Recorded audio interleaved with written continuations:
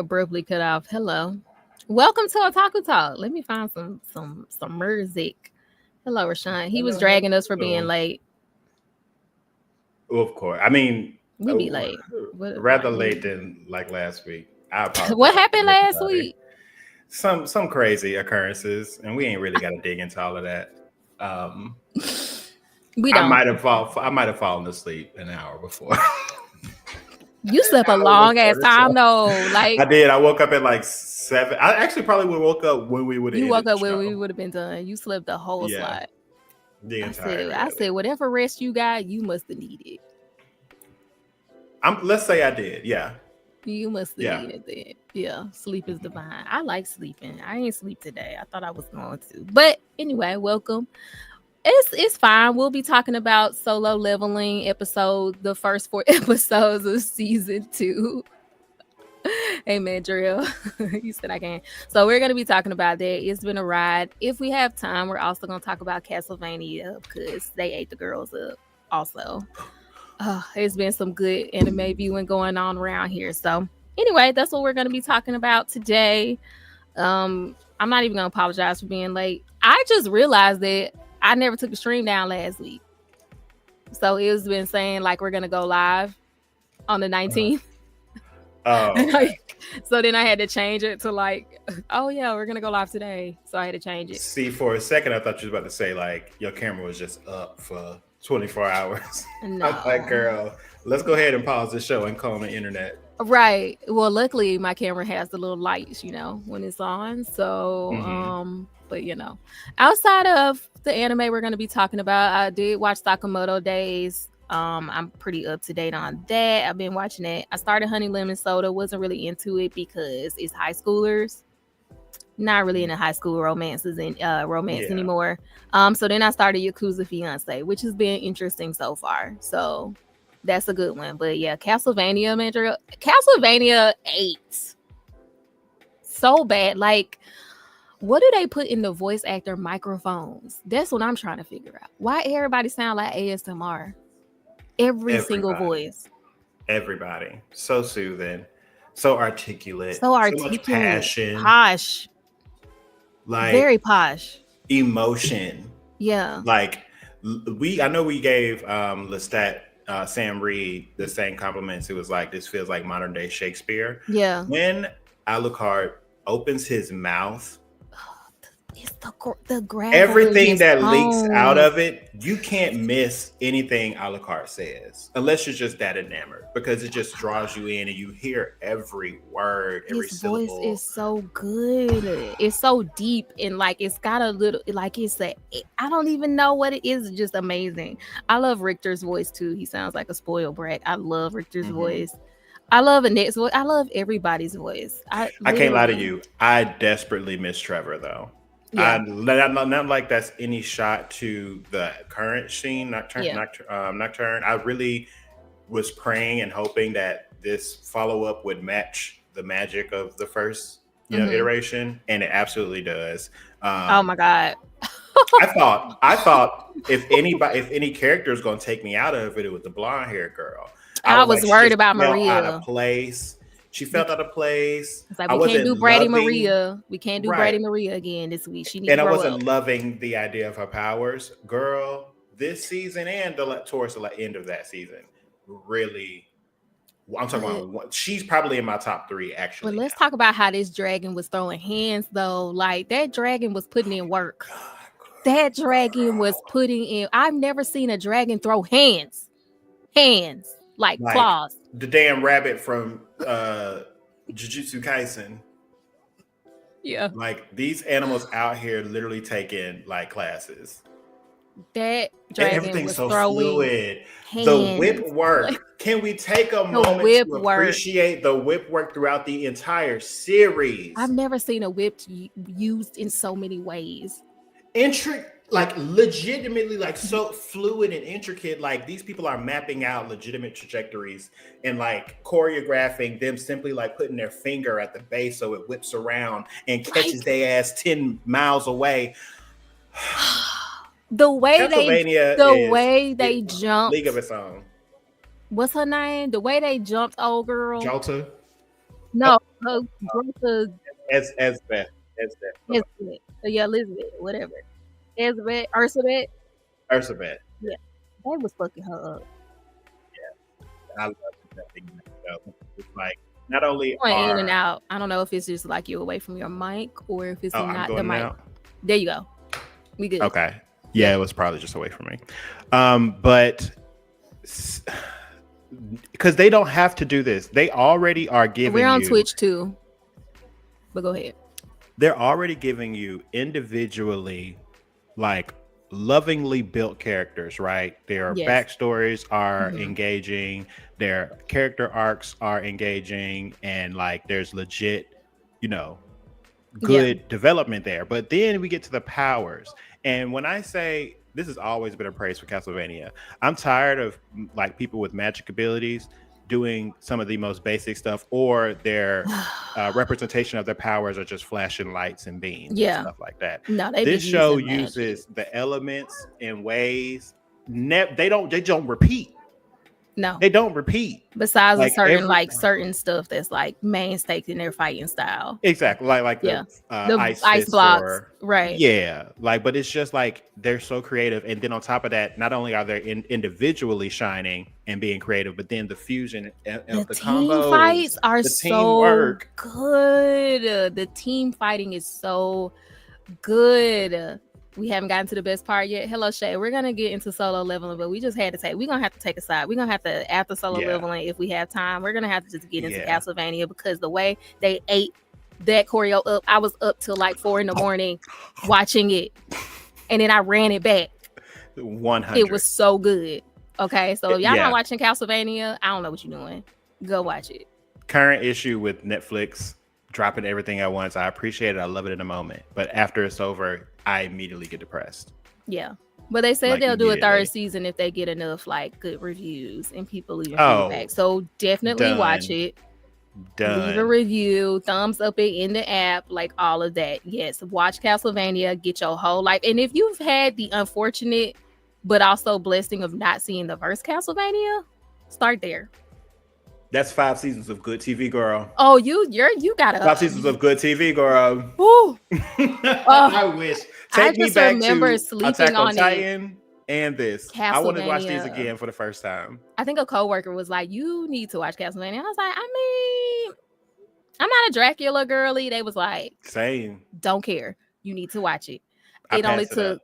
Yeah, I passed it up. I started it. I stopped, and I didn't even get to the first fight. But once the first fight came in, I was like, "Oh, I'm in." So, yes, check out Castlevania. I was just enthralled with Dracula. No spoilers, but just his journey to where he was. Yeah. Kill them all, girl. But go ahead.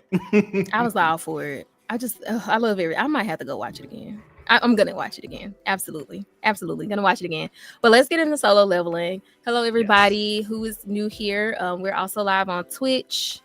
So if you want to watch us over there, but I'm gonna tell y'all, Twitch ad heavy.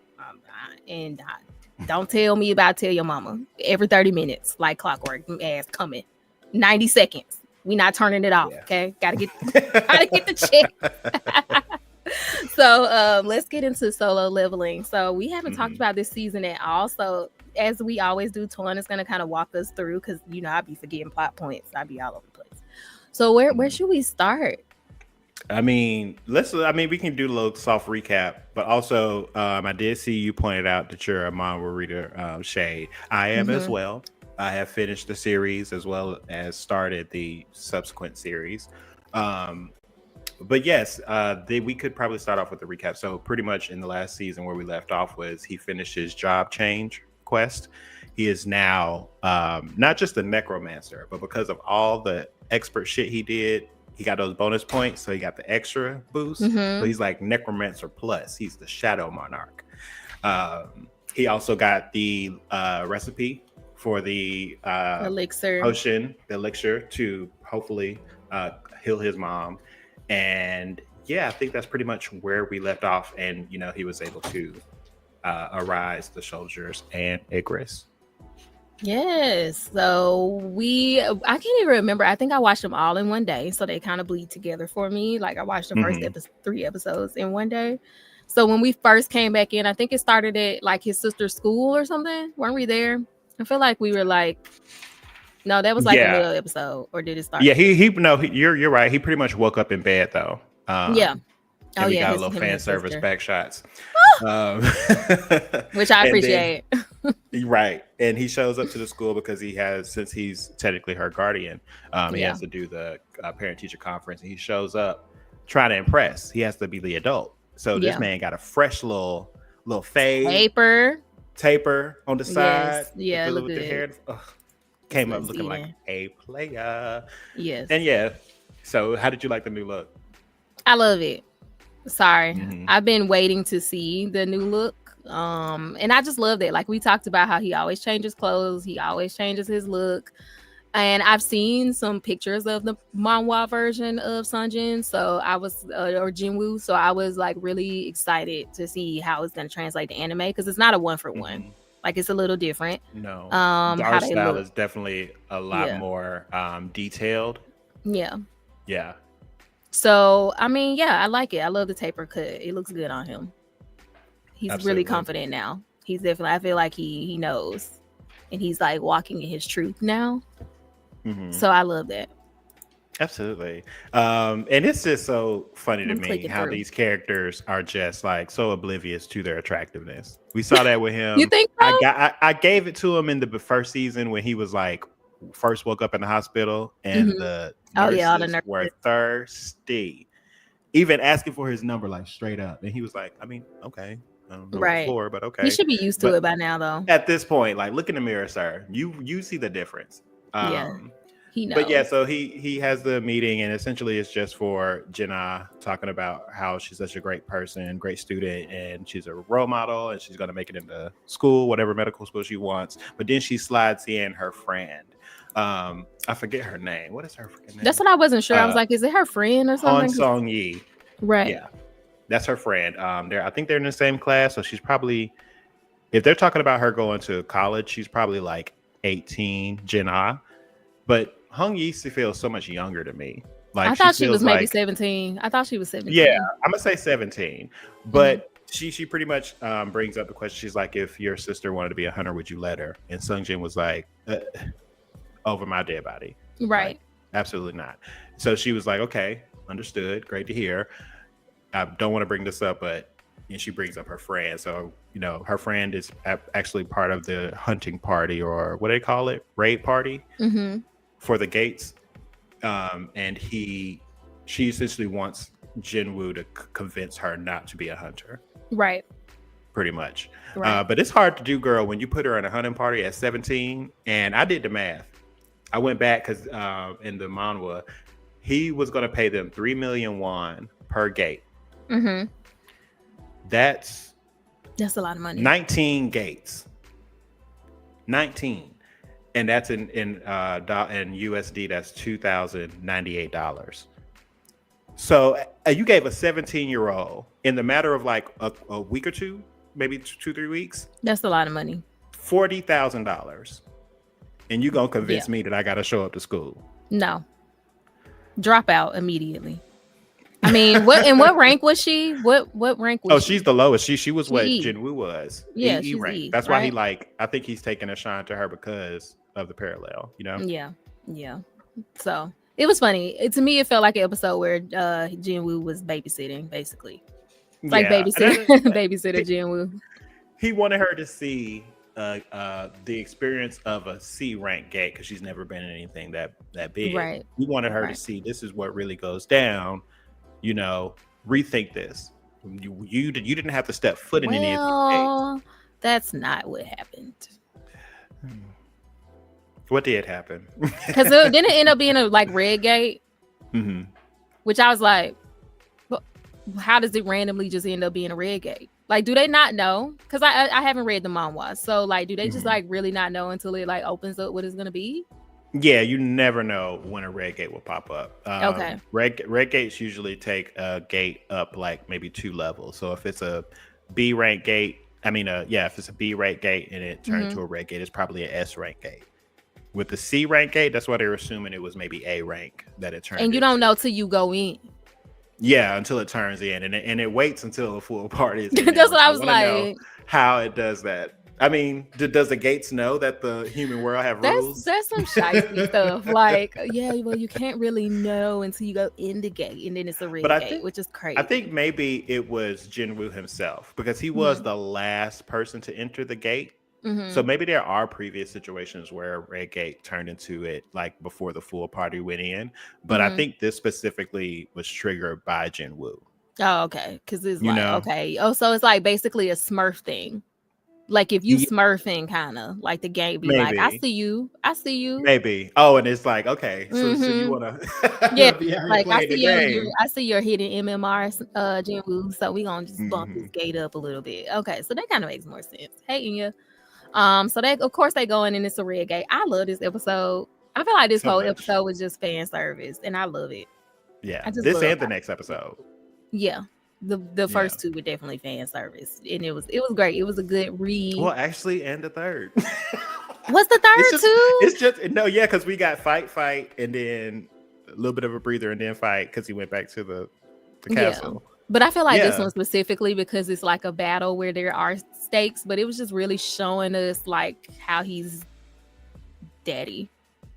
Oh, 100%. I've been That's what telling I people basically let this this whole bump. series is just people Hawk Tua and like glazing him about his power, and I love it. I love Right. it. I just love it. I don't think I get tired of it. I like how it is introduced and how he handles Hmm. it, and I'm interested to see where it goes. But yeah, I enjoy watching Sun Jinwoo just basically daddy all these people and be like, follow me. Well, he's just kind of he is laid back. I love when he glares at people and they feel how strong he is when he just give them that look. It's like don't play with Some of me. them just instinctually. Some of them that Yeah. probably can't even like really read his energy. It's Hmm. just like, oh, you don't look at nobody like that unless you're ready to squabble. Yeah. Exactly. So no, I really enjoyed this first episode. I mean, we also got the guy's brother. Dong Su. Yeah. Who was trying to, because I forgot about that storyline until I saw him. I was like, oh yeah, he's pissed off about his brother dying inside the gate or whatever. So I forgot about that, but I was glad they reminded me that that was a thing. Yeah, so he came back into town. Right. What's his name? Jinchu met him at the gate. He said, "What are you doing here?" Right. And it's crazy because like it just reinforces how much, and I think they kind of say it in very plainly later that even though they're the Hunters Association, like they're bigger than the police. Obviously, they have very powerful people working there. They still can't do shit with S ranks. So it's S rank. S rank hunters literally just have to have their own self moral compass to not go crazy. That's a wild thing. Which now I'm also realizing with the S ranks too, because of this past episode, is like even among S ranks, you don't know who's stronger because it's just basically like we can't really scale you. It's like when you can't be measured. So like, but you could still be like, so there's this S into infinity. So like what? Yeah. There's like no power levels after this. And we'll get to there. We'll get to there a little later, but then it comes because nobody else can really grow. Like you can always get sharper with your like actual physical ability. Like you can train and get better sword skills. You can do those type of things, but you can't grow in actual power. So that's when the things really get down to gear and like how you equip yourself in the outside forces that you can add. And Sanjay will be cheating. Oh, he is the cheater. He be cheating. I like how he just so casually cheats. Yeah. Like he has no like, you know what, let me be fair. He be like, no, I gotta say my mama. That's the only reason I'm doing any of this. It's about my mama. I forgot. Y'all can shut up. I forgot, but he be cheating. He just be like, let me just pull this random boost, this random weapon. And he like does not. That's what I say. I love that about Sun Jinwoo. He be throwing everything at people. Yeah, everything that he has. Yeah, but honestly, like obviously as a viewer, like I said about Castlevania, I love seeing him use his abilities in unique and creative ways, and we get a masterclass of that throughout these next couple fights. I love that. It's the hunter of it all. Sun Jinwoo is not going up against people who are, who he's just immediately stronger than. And Right. he's not just, blasting them away. He's being creative and he's being smart about how to implement his abilities. That's the shit I like to see. It's kind of like a puzzle for him. And usually, which I enjoy the fights, like he's fighting, he's figuring it out. And then like once he figures it out, he wraps it up quick. Right. Quick it ain't just a blurry screen of fist flying and then one actually connects. Yeah. It's actually like, okay, got it. And then he does it and it works or it doesn't. So I like that it's like a puzzle. And like once he figures it out, he quickly wraps it up. Quickly, which is how it should be. You don't want to give your opponent time to figure out how you fight. So I always appreciate that. Yeah, the fights don't drag on. So pretty much they get into the red gate and it changes. It immediately goes from just the typical tunnel that most of them start off as that we've been seeing, and it turns into an entire landscape of frozen, which is crazy. Tundra. Which is crazy. Oh, I would immediately been freaking out. I would not cut it as a hunter unless I was like at least B rank. I mean, once you told me the gates can change to a higher level after I'm already in it, I would never be a hunter. No, thank you. That's true. No, thank you. I'll be trying to be on that mining crew that come in after. Girl, even that. You keep in mind, you're going in there. Those people have cleared out everything but the boss. They leave, bitch. They on break. Now you in the game by yourself. I was hearing it in the back. I'm like, so they just left it in the back. In the back, just rumbling. Because if they beat the boss, though, then the gate closes. And you can't the gate closes in like, I think it's like an hour. Yeah, so you really can't mine it as good. So it is better to just leave the boss in there. Yeah, that's you have to. That's the structure you have to follow. I'm just saying I wouldn't be caught dead doing it, bitch. I'll just try to stay by the exit. Like I'll try to be the closest to the exit miner. Just what is it called? I wouldn't be the miner. I would maybe possibly just be the collection team. Okay, that's cute. But not the monster collection team. Not the I'm not collecting the dead bodies either. They could pop back up. I don't know their abilities. Yeah, no, I'm good on that. I want the mana crystals. Yeah, I think I'm scary. I think I'll just be in school with his sister. Absolutely. Yeah, don't ask me to choose a world from anime that I want to live in because it's not going to be solo leveling, baby. We definitely had that conversation in the past. It ain't going to be solo leveling. I've already said, put me in a slice of life. That's it. Girl, that's all I got. You can't even put my scary ass in Pokemon. I don't want to be a Pokemon. That's actually terrifying. Have y'all ever read that Pokédex, bitch? That is terrifying. Because all you see is Ash tra-la-la-la-lying and battling, bitch. There's people over here dying from catching Mimikyu without his blanket on. Yeah, no, I'm good on the pocket monsters. Stealing your souls, bitch. No. I want a regular anime to be in. So put me in Anohana. I'll deal with those challenges. I'm no ghost girl following us around all the time. But we get to see him. What is happening? They fighting these little elves. Oh no, they was fighting the bears in this episode. I was like, what happened? They did get immediately introduced to the elves though. They come in and they're pretty much Jinwoo's explaining to Songyi or what a red gate is, and then that's when in the middle of his explaining, the ice elves attack the two weakest people in the group. Right. So that's her and then another, I think it was a D rank that was with them. And both of them immediately fell off. Not both of them. Sung Jinwoo caught the arrow, the ice arrow that was in this episode. That was in the introduction. Okay. Yeah, in the introduction of what happened. That was so fun. It was dope as hell because he caught it and then in the manga he broke it like near his face so the elves could see it. Mm-hmm. They really throughout these episodes, it's really reinforcing how much they're making Sung Jinwoo not softer, but less menacing than he is in the manhwa. Because he got to be, I guess they want him to be I don't know why they would be doing that, but I don't know because he has every bit of likability and the journey with everything we saw in the manhwa. And I'm gonna get to another change. I think it's a fan service thing, honestly. I think it might be more of a fan service thing, more than anything else. To leave it just out? Kind of more people more digestible because some people don't like morally gray characters, or some people are put off by morally gray characters. Me and you. Not me. I'm not one of those. Girl, I'm not one of those people. Sun Jinwoo is hot in the mouth. But he still like do some shady stuff. But you know who you be like in shows, girl. That's why I was like, I'm not one of those people. That's not. Right. I'm not speaking for myself, but I know some people feel that way. I was laughing because Crunchyroll posted that clip of him catching an arrow, and they're like, he catches an arrow and she catches feelings. That's what it said. That's what the caption. Crunchyroll is unhinged with their titles. Not the queer erasure though, because he do too. Who? He the male form as well. Oh, okay. Catch feelings. Yeah.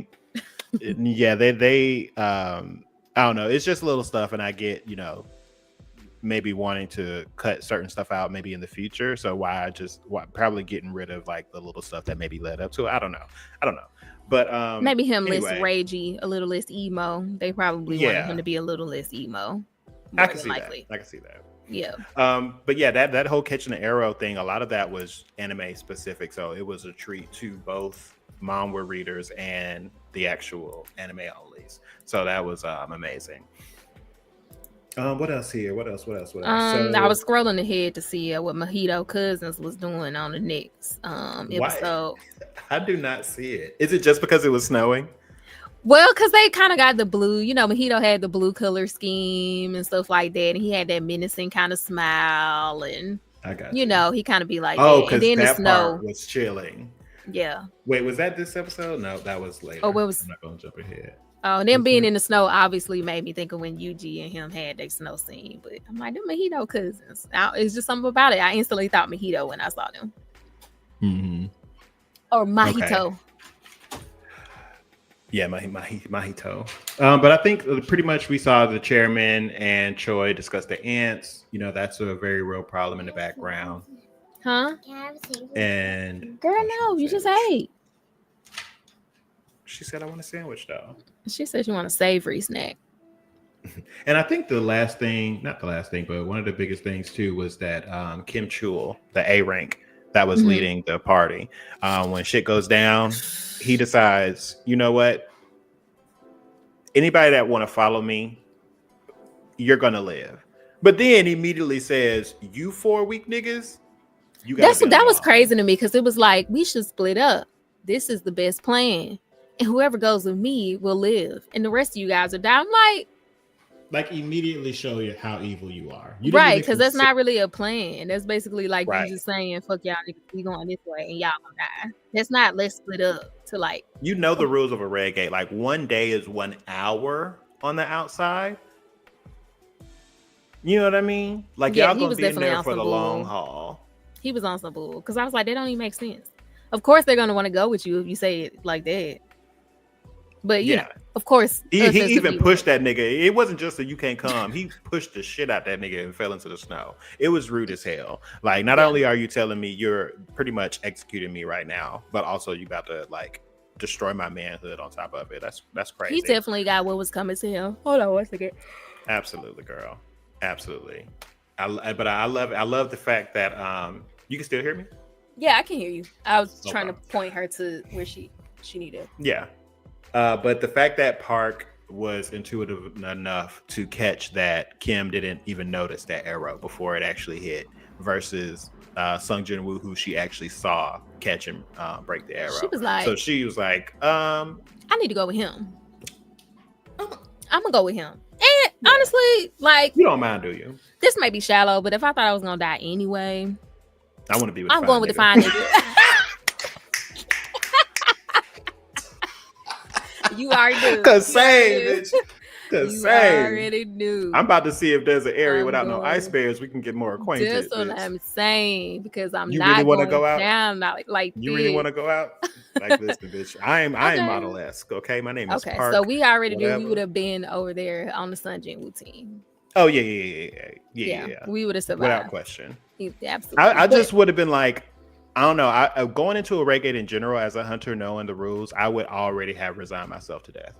I'm not gonna lie to you. Like, it would have been a very dark thought, but I would have been like, I'm dying here. And I think from the moment everything went down and we split up, I'm going with the dude that seems very calm, cool, and collected. Yeah. He gave them little coats. It was so cute. Yes. Yes, which every little thing is an implication of his ability, because people can't just do this. You're right. You whipping out 4 coats out of nowhere, and my brain already is putting you at S rank, baby. And I always forget they can't see the interface, like they can't see the Right. thing that we see. So I'm like, what is this? He I mean, I reached, his hand disappeared into just air, and then he just pulled out coats like Mary Poppins. I love that. I just love that whole. It was all fan service. They definitely. I wonder if they can see the electricity though. Doesn't like what can I see? Like, do they see? They probably can't see the interface, but I'm sure there's some type of power or something that they can see. Don't ask. But yeah, that was So they're over here eating bear meat, getting their life. Oh wait, no, I'm jumping ahead. No, I'm jumping ahead. That's the next episode. Well, no, we. Oh no, that's in this episode. That's in this episode. Yeah. So, because it kept flashing back and forth to Dong Su, like showing up to the gate. Because the next episode was them two almost fighting at the gate and being broken up. Yeah, I mean, pretty much it was just them they squaring off, and then they go back to camp. Jinwoo, One Punch Man's one of the bears, but then oh my god, let me have been Hong Yi, bitch. He pulls out the coats. That's what it was, and she goes like, "Who even are you? Like, what's going on?" And then he does the whole, gives him the coat, and walks up and put the hand on the head, and he was like, "Oh my god, he's done. I will do whatever it takes." He said, "Don't to keep you safe," but he said, "Right, don't ask me shit, baby girl." I like to imagine his finger just dragging down their face awkwardly, like trailing on that bottom lip. Yeah. I said, if you don't just drip the richness, like that's what I was saying. It's like fan service to me. Be this way. I think they saw what we want. People may not think this, but I think the anime industry was changed by Jujutsu Kaisen, and I think that they was like, oh, they went feral for Nanami. We got to give them that energy. Yeah, they're 100%. Liking this. We need to give more of this. So I feel like this whole thing was fan service to that whole protector, caretaker, daddy kind of vibe, because that's basically what this whole episode was. He was like, "Don't ask questions." It was just further It was probably just further confirmation that they needed to do this show 100%, because this is stuff that's already illustrated. You know what I mean? Like, right. This ain't anime specific. Like, he was definitely giving these vibes in the manga as well. But they're like, they were like, "It's our time. It's our time. This is the right moment. This is our time." Yeah. But yeah, I think that's pretty much it, right? Yeah. After that, it's just like them at the campfire, old dude raging out, his team being wiped out. And then the Ice Elves finally meet up with Sun Jinwoo. Finally, they kind of pull up on him at like 8 minutes. Well, that's this episode. The next episode. Gotcha. Yeah. Because I think that ended with him bringing out the shadows for the bears. No. Oh yeah. Because that's how he killed the bears and apparently absorbed them, which we did not see. But I already knew that was coming because he don't be wasting none of his abilities. So even though I didn't see him absorb a bear, I don't think they showed that to us, but I was just like, oh, I know he finna absorb these bears. So once the shadow people are defeated, they gone, or do they just like gotta repower? No, they're kind of immortal. As long as he has mana, he's able to resurrect them like immediately. It kind of I feel like it almost might happen automatically until he shuts it off. But even if he hits 0 mana, bitch just reach into his little thing, bring out a mana potion, and he's back to full. You know what I mean? Okay. Yeah, I wasn't sure. I was like, are they gone forever, or is it just kind of like, okay, that makes sense? No, that's what's dangerous about them, because in this episode, after the bear battle, which is epic, it's a short little scene, but it is so even Sung Jin was like, wow. Right. That's what he was like. He sliced them ankles. He was like, oh yeah, because he didn't even have to touch the bears. He just sent his army after him, and Igris did all the fighting. No, Igris / Levi, because did you clock that? Right. That was almost like a 1-to-1 of like movement animation frames. It was almost like a 1-to-1 of Levi versus the Beast Titan. Oh, really? Absolutely. The way he spiraled around the arm, the way he like got up into the air and did his little spin before he like did a little flourish and came down with the blade. Like it looked like he was on. It looked like he was on ODM gear. That's true. Yeah, and that's what he was like. If he would have had the sword when he was fighting me, I forgot that when they fall, they just threw hands. He was like, "Oh, He's if he so would have had lucky the he said sword." that.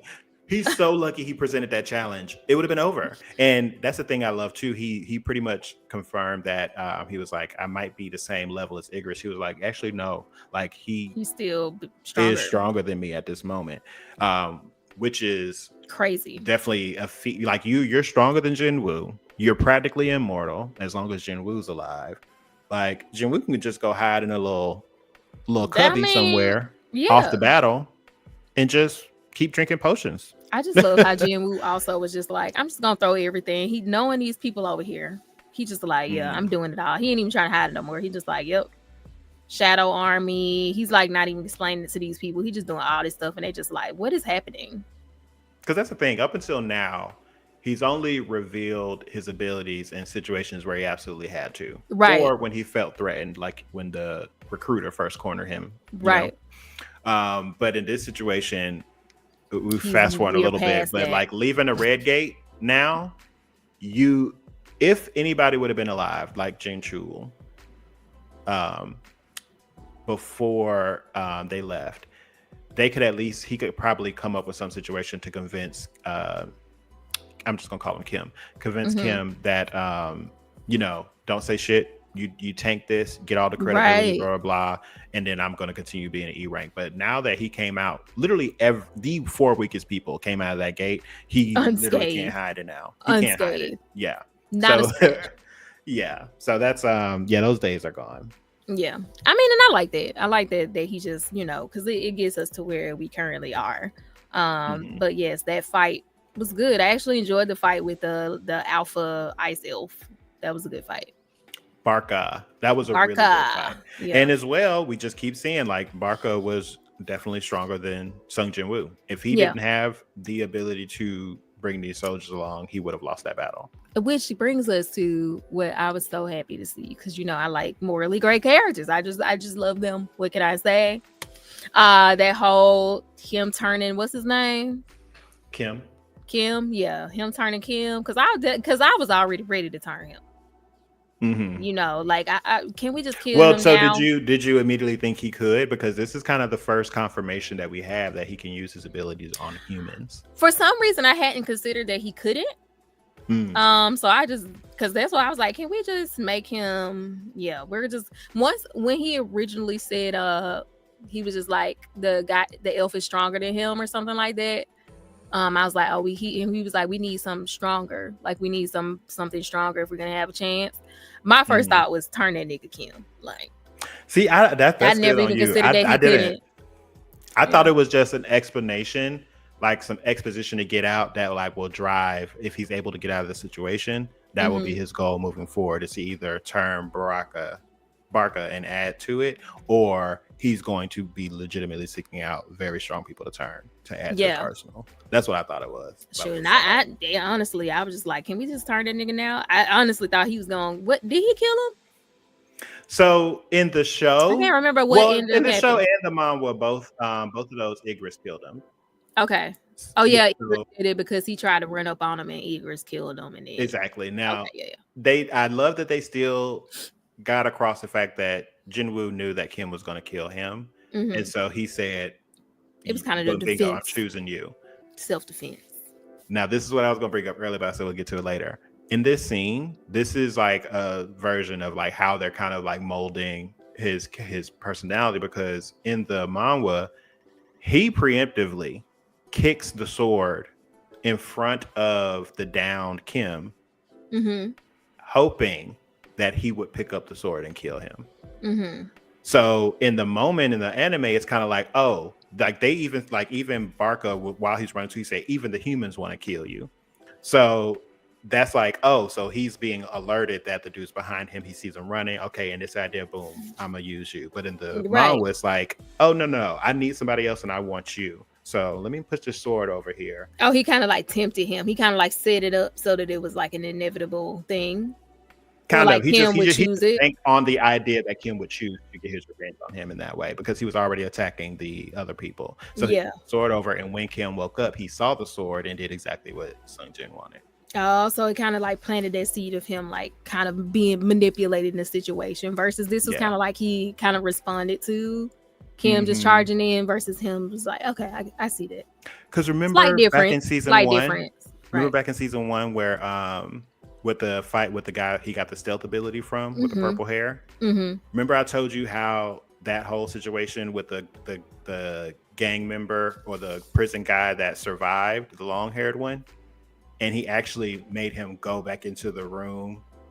Like he threw him into the room to get torn apart by the goblins, and they didn't. Yeah, they keep taking that stuff out. Yeah, I do remember like over the course of the season, just like little subtleties, like the end, but it's kind of like him kind of being more responsive to just how people already are. Yeah, versus him being that like dark force, and it's kind of like he's never the initiator. Yeah, in the anime at least. Yeah, in the anime. Okay. I mean, I'd be living for it either way.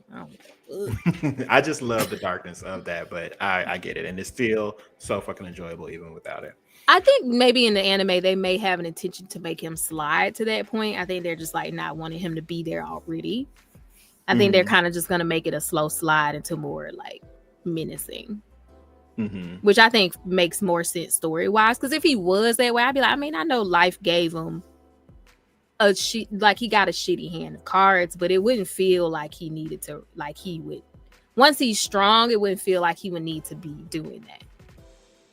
I mean, they are kind of still implementing that in a way, because like that scene, once they leave the Red Gate, he beats Barca, he finally gets away from Young Hu, which we're going to circle back around to that, but he leaves the Tiger Guild president or leader, and he goes home and he's in the bathroom and he's like very dark, he's like staring, giving that glare into the mirror, and he goes, this is the third time, and it's pretty much like, this is the third time I've had to like take a human's life essentially. You know what I mean? And it's kind of just that acceptance of it in the mirror. I feel like you really ain't gonna stop. You're not gonna stop, Jinwoo. But you can see it's like outwardly it is affecting him, even if he's not really like showing it every single time. He's like taking note of it. I mean, because I think in the situation it's just, and I think that may be why they're playing it. Like he just feels like that's what he had to do in the moment. It was the best decision he could make, versus like him doing it and then being like, oh, I'm taking lives. I think putting him in that stance makes it a little bit more like, okay, he could be tortured by it even though he does it. Right. Exactly. Yeah. Okay. So what else happened here? Hold on. Killed everybody. The fight. Oh. Oh, you said hold on. Yeah, I forgot to see if I had to work in the morning, so that was it. Okay. That's it. Confirmed. Shout out to Park. Do we find who's Park? She's the girl in the green that chose to be on the B side instead of the strong. Oh, one who realized he was strong. The girl, yeah, that did. Yeah. Okay, yeah. Her name's Park. So she, when the soldiers all popped up, and they started fighting, she grabbed that girl and told that nigga, she said, "Let's get the fuck." I just love that scene. It was so real. It was like, y'all, we can't provide nothing. Let's go. Let's get out of here. And she had another moment too where the girl was like, I liked her. Park. She was like, is this is all fights like this? She said, girl, do you think I would be doing this? Like she kind of literally said that. Like, she said, do you think I would have picked this career? I'm waiting for her to tell that girl she is not cut out for this. Because the questions you're asking me right now, you're not cut out for this. You're not. I mean, I kind of want to know. I'm not gonna ask that. I'm like, I kind of want to ask, but I don't want to. Ask what? So never mind. I mean, I won't answer, but ask what. Babysitters Club, girl that he babysitting, she gonna be around. We'll see. Maria won me over, so this girl could possibly win me over. So we'll see. Maria on Castlevania. I was like, if Maria could win me over, we'll see where this goes. But yeah, I would. The scales is different, girl. Maria, well, because I don't know, certified beast. Because I don't know what direction this girl is going. I haven't seen anything, because it's basically just like, which is basically kind of how it goes. You hang out with Jinwoo. You don't do anything. You just kind of carry his stuff. can I give it like an outward opinion without like by like actively taking myself out of a manhwa reader and just give a conjecture? Mm-hmm. Like, and this is not saying whether or not she will be around or not, but I'm just like an E rank moving forward in a story where this one character is progressively getting stronger and stronger and stronger. Literally every scene we see him, like every scene we see him, he's never the same power level. So what would she like? How could they incorporate her? You know what I mean? Yeah. So I'm answering that knowing full well what goes also on. like 17, so she can't really be a love interest. Mm-hmm. And he already got a sister. Mm-hmm. So I'm just like, I don't. Why are we here? So hopefully it was just like a one, or she just be around in the outskirts is fine, but we'll see. Mm-hmm. We'll see. But yeah. Anyway, but I do like that because I was wondering if this like, you know, not taking anything into the future consideration, I was wondering if this would stick at all. Like as I'm reading the manhwa, is this going to stick at all? This the goal that Jinwoo had for her, and coming out of it, we still never really get a confirmation. But I think, we kind of did because she got in the car the next day.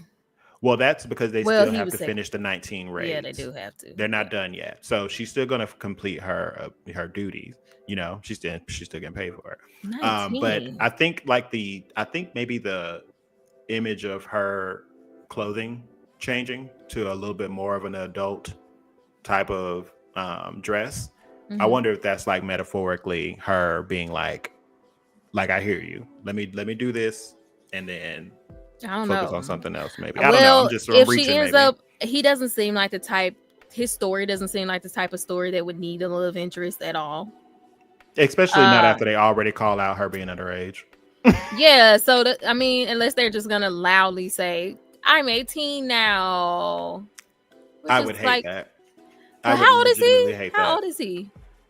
He's at least 20. He's 24 at the very beginning, so he's probably like 25, 24. Oh, okay, that's not that bad. That's not crazy. I still would hate it.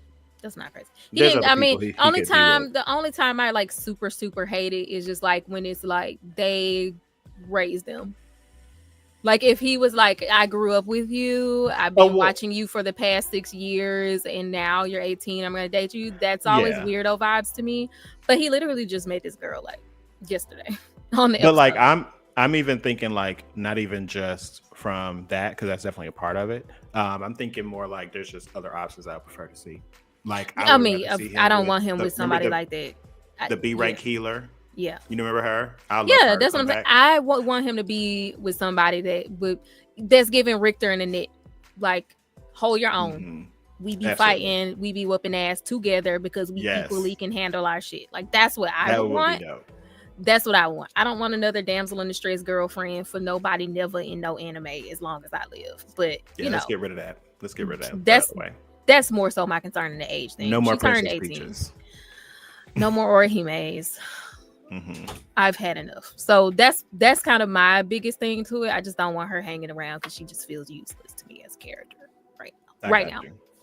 Justified. Right. What did you think about the whole voice thing? That's a kind of an important plot device. What voice thing? So when he met the leader of the elves, he started questioning him, and they were like, when he pretty much was accusing him of not being. Oh yeah, because he was like, "You're not human," and the thing is giving we hear this voice, right, to kill humans. And he thought, he was like, maybe it's because I'm the player, but I'm like, if we talk about video games, like, wouldn't the player be the target? It's something with the system has else? With the introduction, was that the next episode or this one when Daddy's home? That's in episode 4, I think. I feel like he showed up on episode 3. It's 3. Yeah, I'm about to say it's 3 or 4. Okay. But yeah, not this one, but the next one. With all the side stories going on, I'm just believing that it's beyond Jinwoo, so it makes sense. Just like already, I'm just kind of like outside of that, feeling like it's beyond him because now we got his dad coming up, pulling up, being crazy strong. We got these ants, so I just do feel like the voice is like more related to something else. Okay. So I feel like it could be possible that the voice is giving directives. Got you. That's preserving Jinwoo. You think the scope is not just Jinwoo and the gates? No. If I thought of anything, I don't really know. I don't get the ant thing. Sometimes I glaze over when they talk about the ants, but like, I'll go ahead and let you know right now. We haven't gotten enough information to really know anything. okay, yeah, because I'd be like, Besides the fact that they're very strong, and now they have the ability to fly, but it's just not strong enough to make it to shore. So that's like what I that's a was just very, like. very big deal. I was like, these motherfucking ants. Every time they come, but I could see the system being something that's trying to stop the ants. Like if the system is like a part of a world and it's like we have to stop this threat, and so we need to preserve you and keep you alive. Mm-hmm. I can see it being something like that. If it's not completely evil, like it's just something that's like this is necessary to like an AI program of some sort. Just like this is the best way to assure the survival of this other world. So you think the whole ant thing is kind of going to be the big bad at the end? Either the ant is, I don't know enough about the ants to know what they could be, like what what plot device they could be yet. So without knowing what they're doing or who they're showing up, I don't really know if the ants are for the benefit, for the reason of protecting the world that these hunters are invading, in essence, or if they're actually the threat against the other world that the other world is trying to protect itself from. Yeah, I mean, I definitely think, of course, we don't have all the information, so I definitely would maybe like keep that theory close and just tweak it as you go along. I haven't figured out. Could be onto something. Yeah, that's what I was like. It's either the system is trying to protect its own self against the ants, or the ants are protecting, something that protects the system from the humans. So I don't know which one it is yet. That's just kind of my thought, my original thought. Okay, cute. Yeah. So I think, is that about it? Yeah, for that episode. Because the next episode, I think, begins with them at Korean barbecue. Oh yes. Oh, I love that. Also, I did write in my notes because I was thinking those while I was watching. And at the bottom, I wrote they need to change this from solo leveling to solo jumping. Solo jumping? Why did you call it solo jumping? Because like, even though he is like the only person leveling up, essentially, he's not doing this by himself anymore, and he is anybody he walks up on, like he could just pull his posse out and just whoop their ass. So yeah, that's true. Like, now we need to elevate that title. Solo jumping. That's funny. Yes. So I think we got a flash or something in the beginning. Let me see. Oh, before the last thing, I think it's the last thing I want to bring up before we move on to the next episode. Did you and I'm not going to answer this with anything, but I was just asking, did you hear or see anything that you might consider foreshadowing for like the future in this episode? Or do you remember at all? I don't remember if I had any prevailing thoughts about an episode that I would still remember after watching it last week. Maybe in the moment I might have caught it, but now I don't really remember. Okay. It was just something that stood out. I was like, oh, that's interesting. They said that. Was it something Jinwoo said? Or somebody else? Actually. Oh, okay. Something somebody else said. Sometimes I be glazing over when them other people be talking. I'm not gonna hold you. I be trying, but I be like, here they go.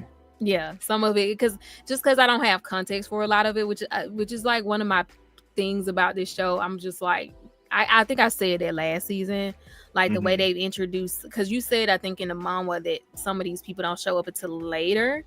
Yeah. But they've like kind of forced them in early, so that I guess later when they pop up, we can be like, who is that?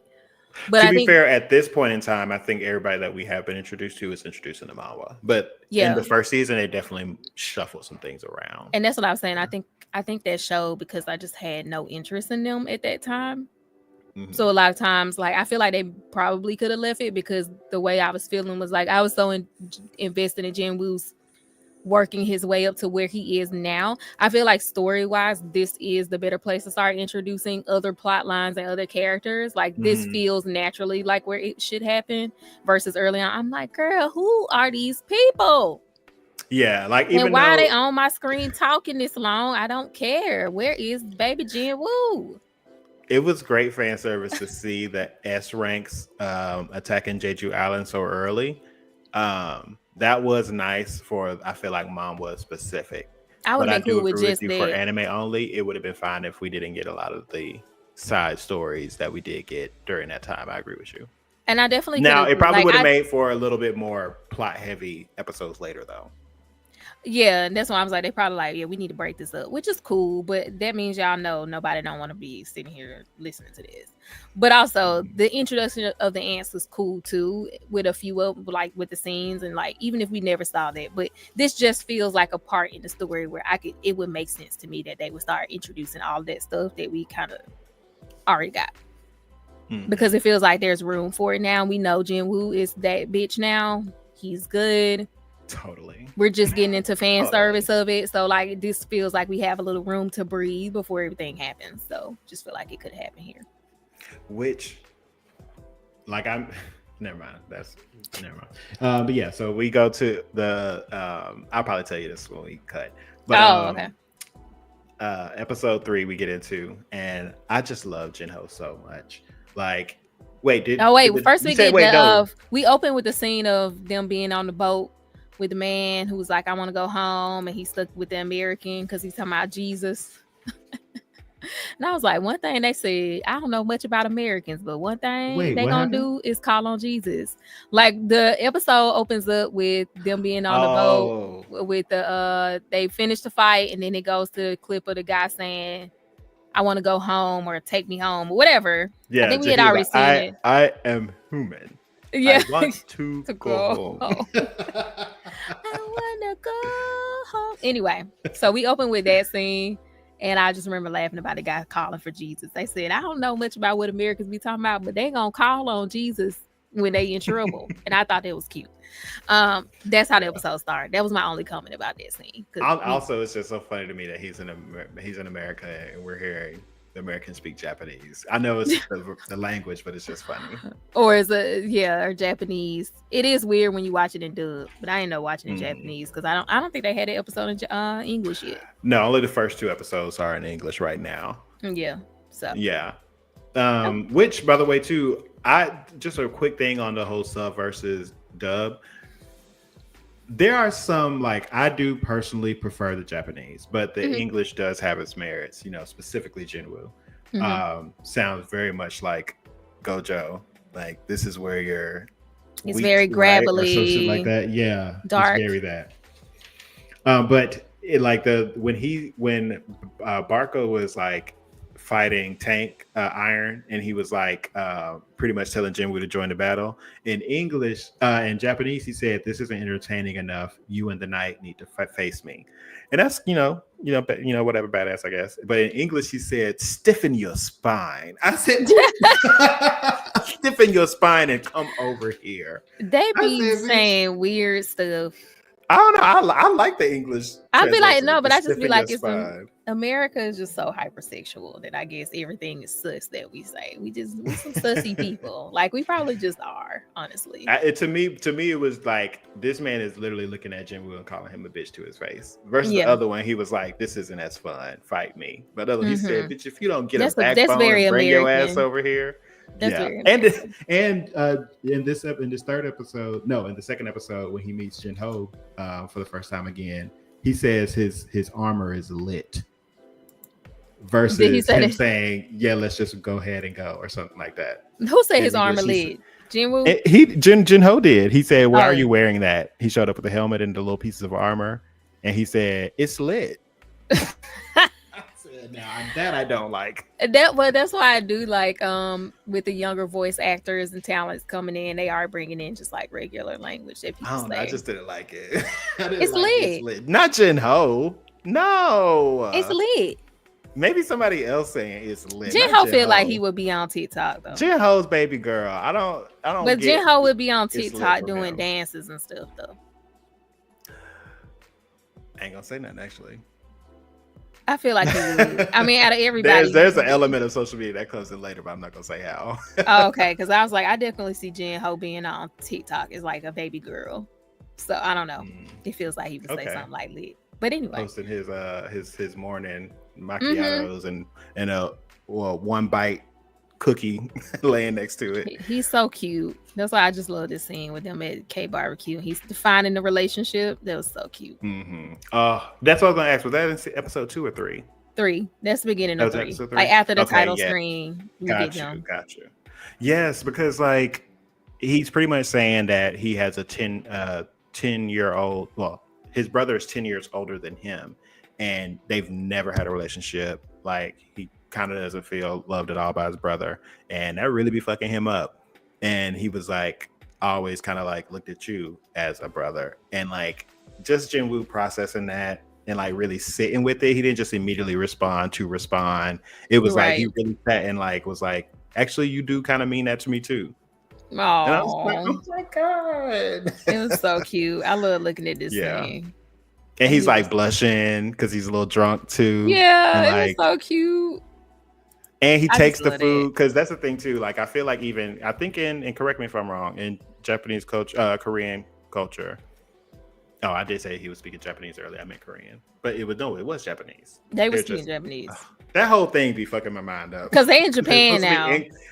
But in the mom, they're in Korea, so I just be thinking about that. Which because I always thought it was. I was like, they doing Korean barbecue in Japan. I mean, I know they do. Yeah, it was just like confusing for a minute because I was like, oh yeah, they in Korea. No, they're not. But in Korean culture, the person that like kind of cooks, kind of like that means something, right? Like the person that cooks is like the provider, or like it shows it's not a masculine thing, but like dominant. I don't even want to say masculine, just like it's a kind gesture, or like a very sweet thing to do, to be the person that cooks. So once he agreed to kind of like, he gave him the validation saying, you're my brother, he was like, he took the tongs and he started cooking for him. That's so sweet. And I was just like, oh, I love that. I made that like sexual in my head. I'm just waiting for the BL content.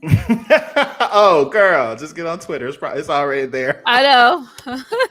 In my head, my brain just went completely BL. Boys love. Like, very that's so sweet. Cute. Yeah, I like black and white panels. I already see it. But yeah, so we got that, and then you said it. You talked about the I want to go home.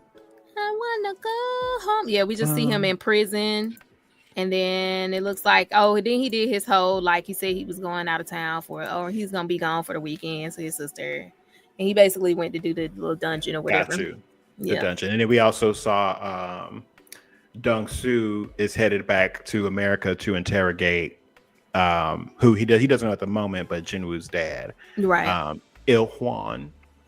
That's his name, Sung Il-hwan. But he's going back to interrogate him, and I just love seeing that ass whooping that comes. I mean, we didn't even get to see it actually, because like I'm like, this man ain't really even been on. We getting this build up. He gonna come over here and beat Jinwoo's ass for killing his brother. He don't get to run up on him because he in the red gate. Because he is S-rank. Right, and then he's like in the red gate, so he can't run up on him. Now he's, and I was like, dang, he done flew back out as quick as he got here, so he going back over. Pretty much said, he acknowledges the fact that Sung Jinwoo is not coming out of this red gate. So like, it's just fucked up. I came all the way out here, and this is how he's gonna die. So he was like, "No, me being here. Let me go back home." Right. He's probably gonna return though. Once he realizes. I'm sure. But not just that, because like he made it clear that his goal, which I didn't say that, but I would kind of say how the Hunters Guild or the Hunters Association is kind of helpless when it comes to X ranks. They will fight him, but they kind of let him do what they want. And he straight up told them, like, both to the chairman's assistant and to the other S rank, to his face, like, yeah, Sun Jinwoo's gone, but Jinho was part of it too. And he was like, if you think Jinwoo is the one that, I think that's what he said, if you think Jinwoo's the one that killed him, why are you going after Jinho or something like that? And he was like, just to kill. I said, bitch. Right. So they're gonna have to square up again. Yeah. Because I think he also feel like it's not paid if he don't get blood.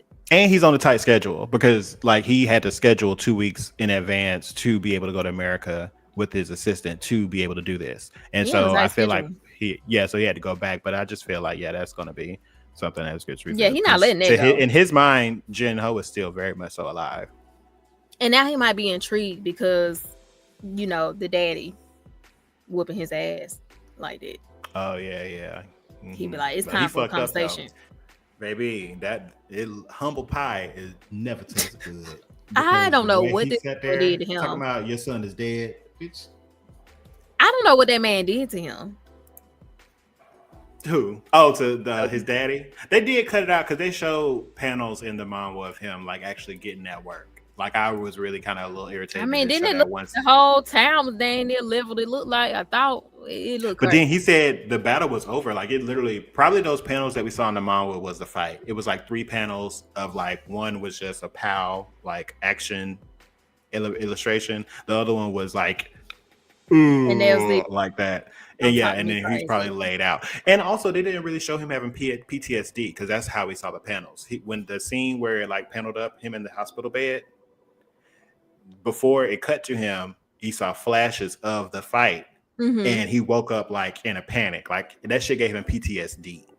I mean, I thought he seen panic in the show when he woke up. He seemed panicked, and it had the scene of his dad standing over him, but it was the way that it was portrayed in the manga like, was definitely clear. Oh, this fucked me up, and he had to collect himself. Even though he was in the room by himself, he had to get his facade back on. Good for him. Good for him. He's talking crazy. You don't know who you're talking to. Okay. Yeah. But he ain't done. He said, oh, and that's what I was saying. We're gonna get to it later. The gear. He mentioned that he knows his power level. He can't get no stronger. So he was like, I got to collect some artifacts and some gear to really get have a chance.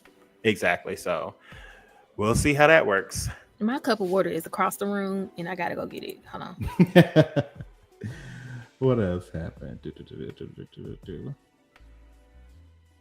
Oh yeah, that's when he entered Demon Castle. So we'll get back on that. But yeah, I'm telling you, each episode has been cooking, y'all. Like episode 1, episode 2, episode 3, even the slower episode 4 was still like had me engaged with this whole reassignment. But I ain't gonna get too far in that without the lovely Bree. All right, I'm back. Sorry, I've been looking. I was trying to oh, that cup. I was trying to hold out. you was probably looking at it for the last like 15 minutes. I was like, can I run over there real quick? I'm sorry. Okay, go ahead. No, I was just saying these last 3 episodes have been bangers. Even like the pacing has been great. And then on this 4th episode, even with no fights and just more, slower, it's still a great concept of him getting reevaluated and like what that looks like. Pacing is always like on this show has always been like really good. I would say. They're going faster than what I thought. Like we're already at him publicly getting reevaluated. I was like, I don't know what I thought we was gonna be, but I don't know. Just feel like, and they speeding through these fights. I mean, because when I started thinking about like how many fights he actually has had, I'm like, oh dang, he done had quite a few fights. Well, a lot of his fights being montages too. Well, that's what I'm saying. Like he's blown through a whole bunch of fights in like these little montages or like training. Like even this little demon that was he was fighting in this little dungeon, that one that was moving real fast, who I thought he was a big boy, he wasn't going to be moving like that. And he started running. I said, I love that because I was going to bring that back up. It kind of happened twice because you was like, oh, he ain't going to move. And literally the next frame, he moved. This nigga. And then later on, you was like, oh, yeah, but he ain't going to be that fast. And literally the next moment, he sped the fuck up. I was like, that nigga was like...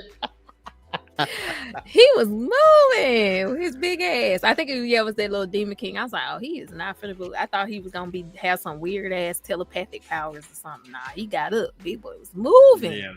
Moving. And I mean, that's terrifying because that's him going back into the demon castle after he beat Cerberus. So each there's like sections of it that's broken up with their different requirements. So he beat. But Cerberus is this that same place that he went to? Place. Okay. He went back, the place that he got the key for. Yeah. And he defeated Cerberus, and he was presented with the door, and he said, I'm not strong enough. Right. And he came back. I loved how cautious he is, because he does that at the end of this episode too, when he gets to all the way to Metis from floor 75, and he's like, you know what, this is a good place to stop. He's like, I want a good run. I wish I had that. I was gonna say, I wish when I'm on a streak in a game, I would have the wherewithal to say, you know what, I'm on a little streak. Let me pause for the cause right here. No, it at least takes that first defeat for me. I can't say that I'm on the same Jinwoo. It takes that first defeat for me to be like, let me put this down and go watch something else. I mean, if you could really die. Yeah, that is true. If I get there, bitch, I am not ashamed, bitch. I'm a save before I walk into this fight. Let me go. What you got? In return later. Baby got something she want to say. Look at what I got, mommy. She's talking about she want a savory snack. She just had ramen. A savory snack. I love your kids so articulate. She said, you just had ramen. Why you want a savory snack? I'm surprised she must have had an oatmeal pie or something early. My grandma used to keep them cans of Vienna sausages. She said, there you go. Vine sausages. Okay. All right. We got a can down. We got a can upstairs now. My mother-in-law keep them. I said, did you put some hot sauce in the can and put that thing on that stove? Oh, you saw? Okay, because I would eat them on crackers. Let it soak up in there. I mean, no, crackers would be the next thing. You put a little hot sauce in there. It's kind of like pate on the stove. Yeah. Yeah. I mean, because they had the Vienna sausages, then they also had the potted meat, which was just the crushed up Vienna sausages. Yeah. My grandma had us eating both. Mm-hmm. I mean, but now I grow up and I do love like a delicious ass like fish dip. It's kind of. I've never had a fish dip. Like you get like, you know, snapper, scallops, all this different kind of fish that's like cooled. Yeah. And then you puree it up with some other ingredients and then bitch on a cracker. Lure seafood. Okay, because now I'm just thinking about it's like tuna, like canned tuna, so but it's not tuna. So it makes definitely sense. Not tuna, but it's so good, girl. Yeah, but it's not a crazy concept though. Like when I think about it from that way, canned salmon, canned tuna, same idea, crushed up. But anyway, yes, yeah. So we got to the point where he re-entered the demon castle. And he now has to collect 10,000 demon souls in order to make it to the level 50 gate. He gets a access ticket every time he reaches a certain amount to go to the next level. It is a lot. And he reacted as such too. He said 10,000, what? You know what? I think Jinwoo would be really good at my app once it's developed. We can't talk about it, but I think I think he'd be really good at it. He would be really good at it. Because 10,000 souls, I'd be like, that's a lot. But yeah, he has a motivating factor of his mom, so of course he's gonna power through it. Right. Oh, absolutely. But he's picking and choosing his spots very well. He's his perception abilities. He's definitely putting some points into it because it's really paying off. Yeah. So yeah, he has to collect the 10,000 souls. I love these montages of seeing him it's just fan service, seeing the different ways he's implemented his like commander's touch. Right. Like we saw in Barca's fight, how he was like, why would you get rid of your sword? He's like, nobody said that.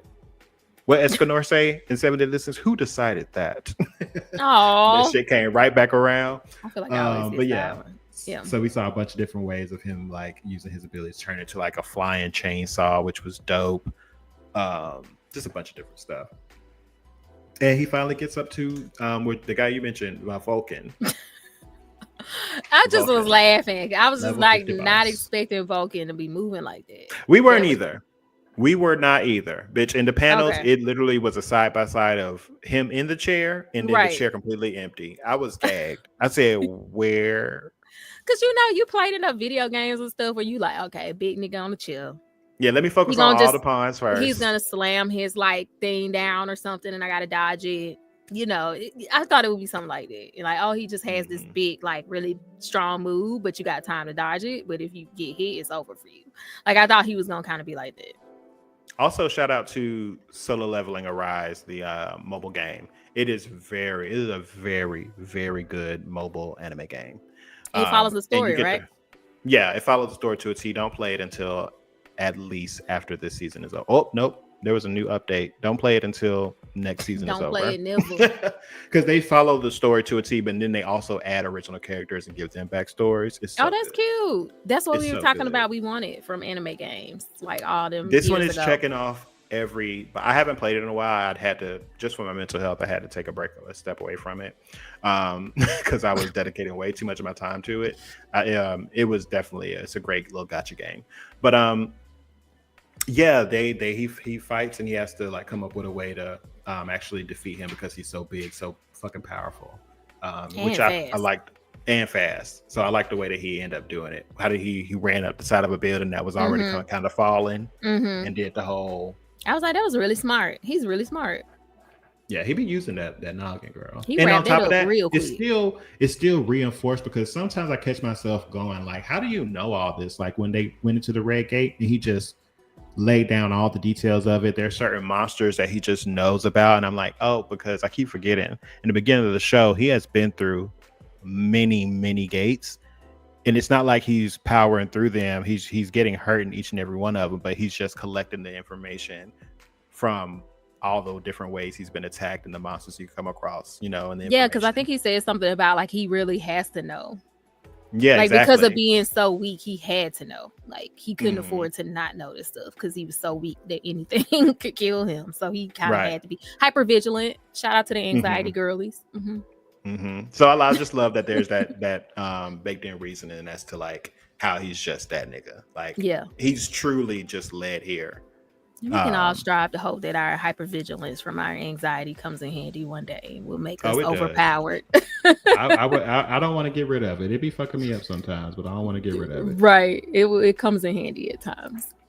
But the good thing is, even in this world, he can still be hit with a nerf because he cannot arise any of these 10,000 demons that he's defeating. Yeah.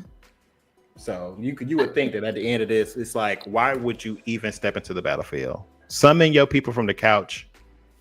But you know how them dungeons be having them weird rules, like you can't, escape here, you can't summon here. So I still like that there's those aspects in it of like the games where like, oh, in this particular dungeon you can't use this ability or you can't escape. Because every time I hear that, I just get trauma, which is why I think to this day I still don't fuck with walking simulators or RPGs. Just like Secret of the Mana just traumatized me. Because you try to use that escape rope and it'd be like, no, you can't use escape rope here. I hated. Oh my god, I hated in Pokemon when I would not re-up on my inventory and I would go into a cave and know well in advance I'm above my pay grade and realize halfway through I don't have my escape rope. So now I gotta fight my way back out, or I can just faint. Or you could. And Pokemon was stealing your money too, right? Like once you fainted, they took like half your money or some shit like that. They did take your money. You got robbed. I don't know. I think that's like traumatizing for me. Like in those moments, like I'm about to die. Let me use my escape rope, and you can't. Or like in Final Fantasy, where you in them fights and you're trying to get through this field somewhere between whatever town and another town, the plains or whatever in Final Fantasy X, and you're just like, I really just want to get out of this fight, and they'd be like, you cannot run from this fight, and I'd be like, I don't want no bullshit. You just triggered me. Do you remember? Was it Final Fantasy X? Because it wasn't 10-2. Yeah, Final Fantasy X. The dude with the beach ball or the Waco. I only play 10-2. 10-2. I watched my brother play 10, but I never played it myself. He was the one character I was adamant on never playing. He was so lame to me. He had a great little personality, I guess, but it was so surfer bro, I think. And the surfer bro his weapon was a beach ball. Oh, I know the surfer bro, yeah. I said I hate this. So I never played with him. But there was one battle that you got to where other people in your party were not there. So I had to use him, and this bitch was level 2. No, you got your ass beat. I never finished that game because of it. That's just bad. I ended up having to go back in. That was like, I just knew I would always have one of them. I would have my witch girl, the black lady, the lady with the black dress, the wide black dress. His lady. I either would have her, or I would have have Titus. I think that was his name. Titus, or I have the other dude. Yuna.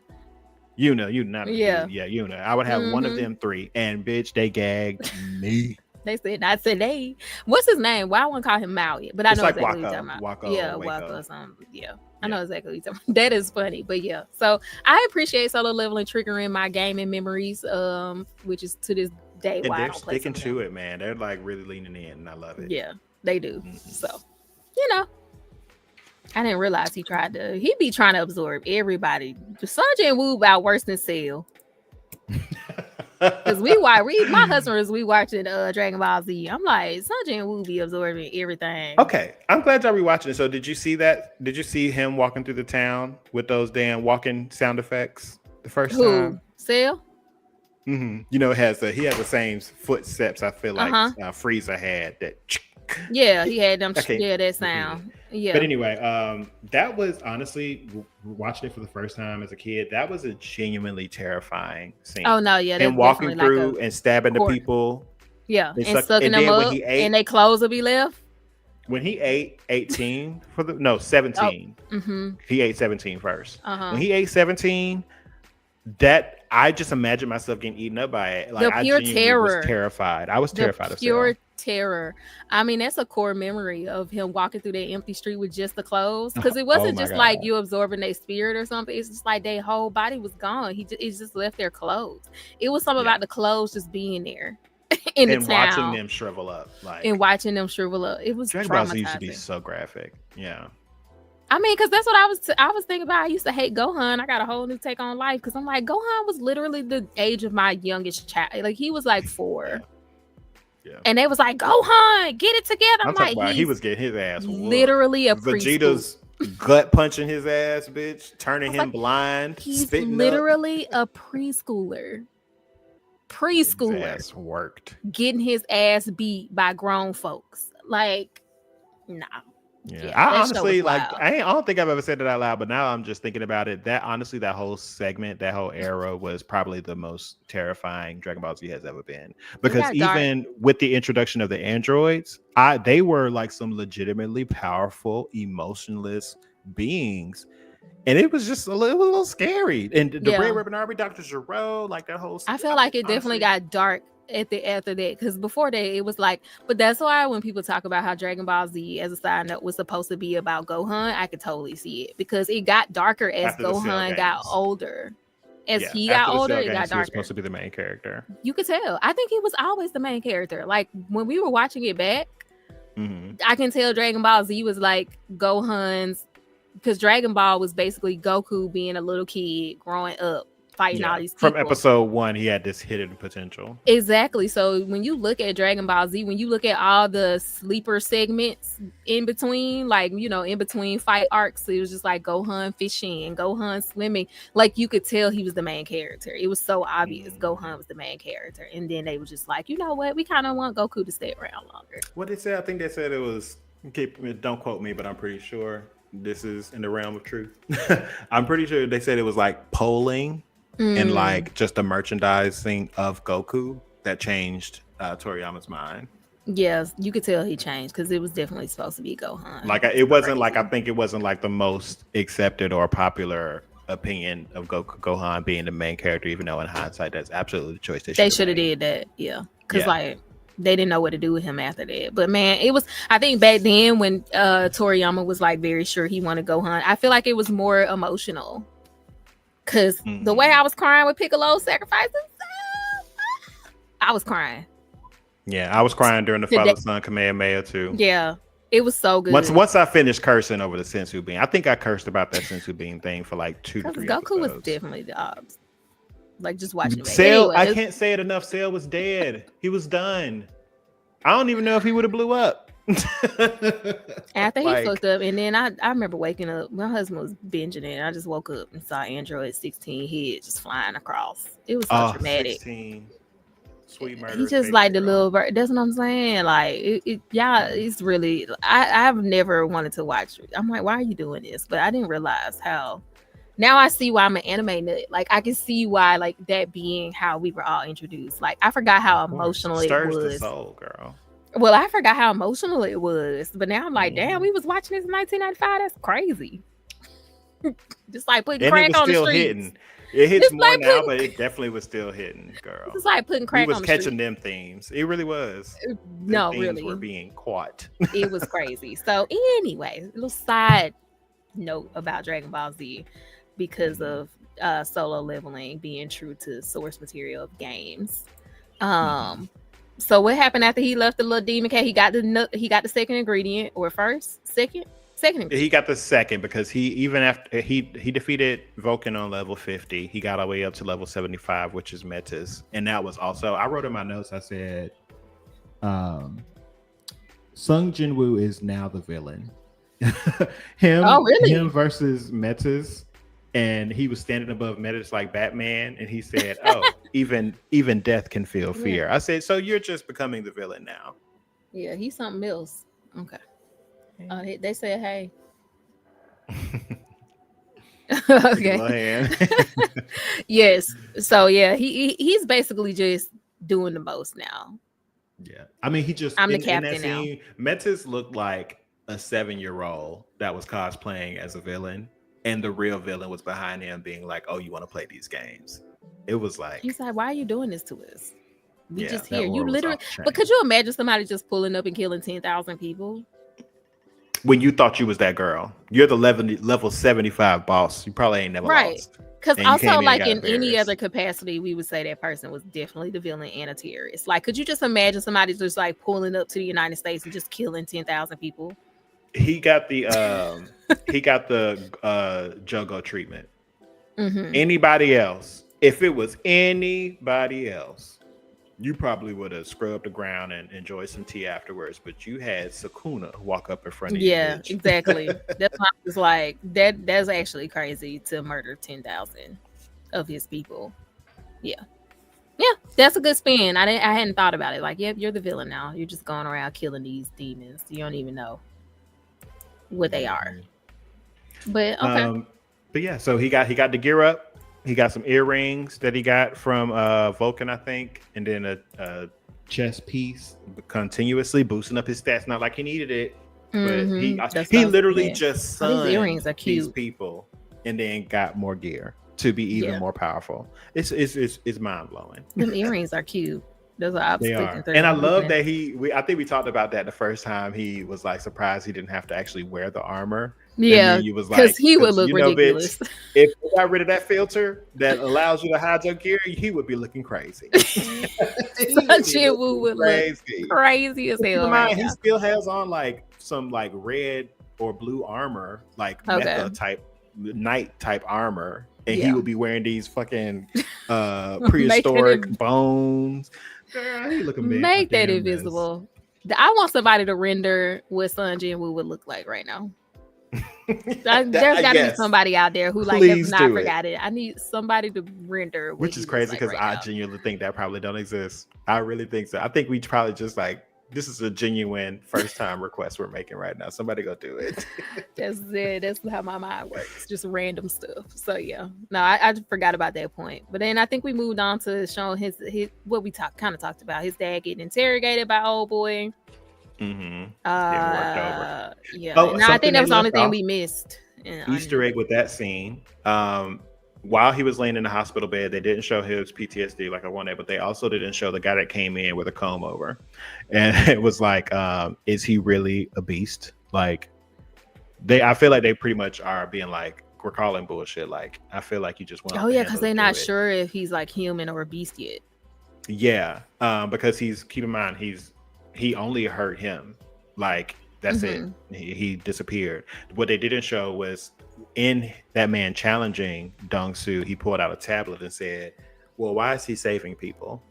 So like during that whole thing, he was like, saving pulling people out of the fire. Yeah.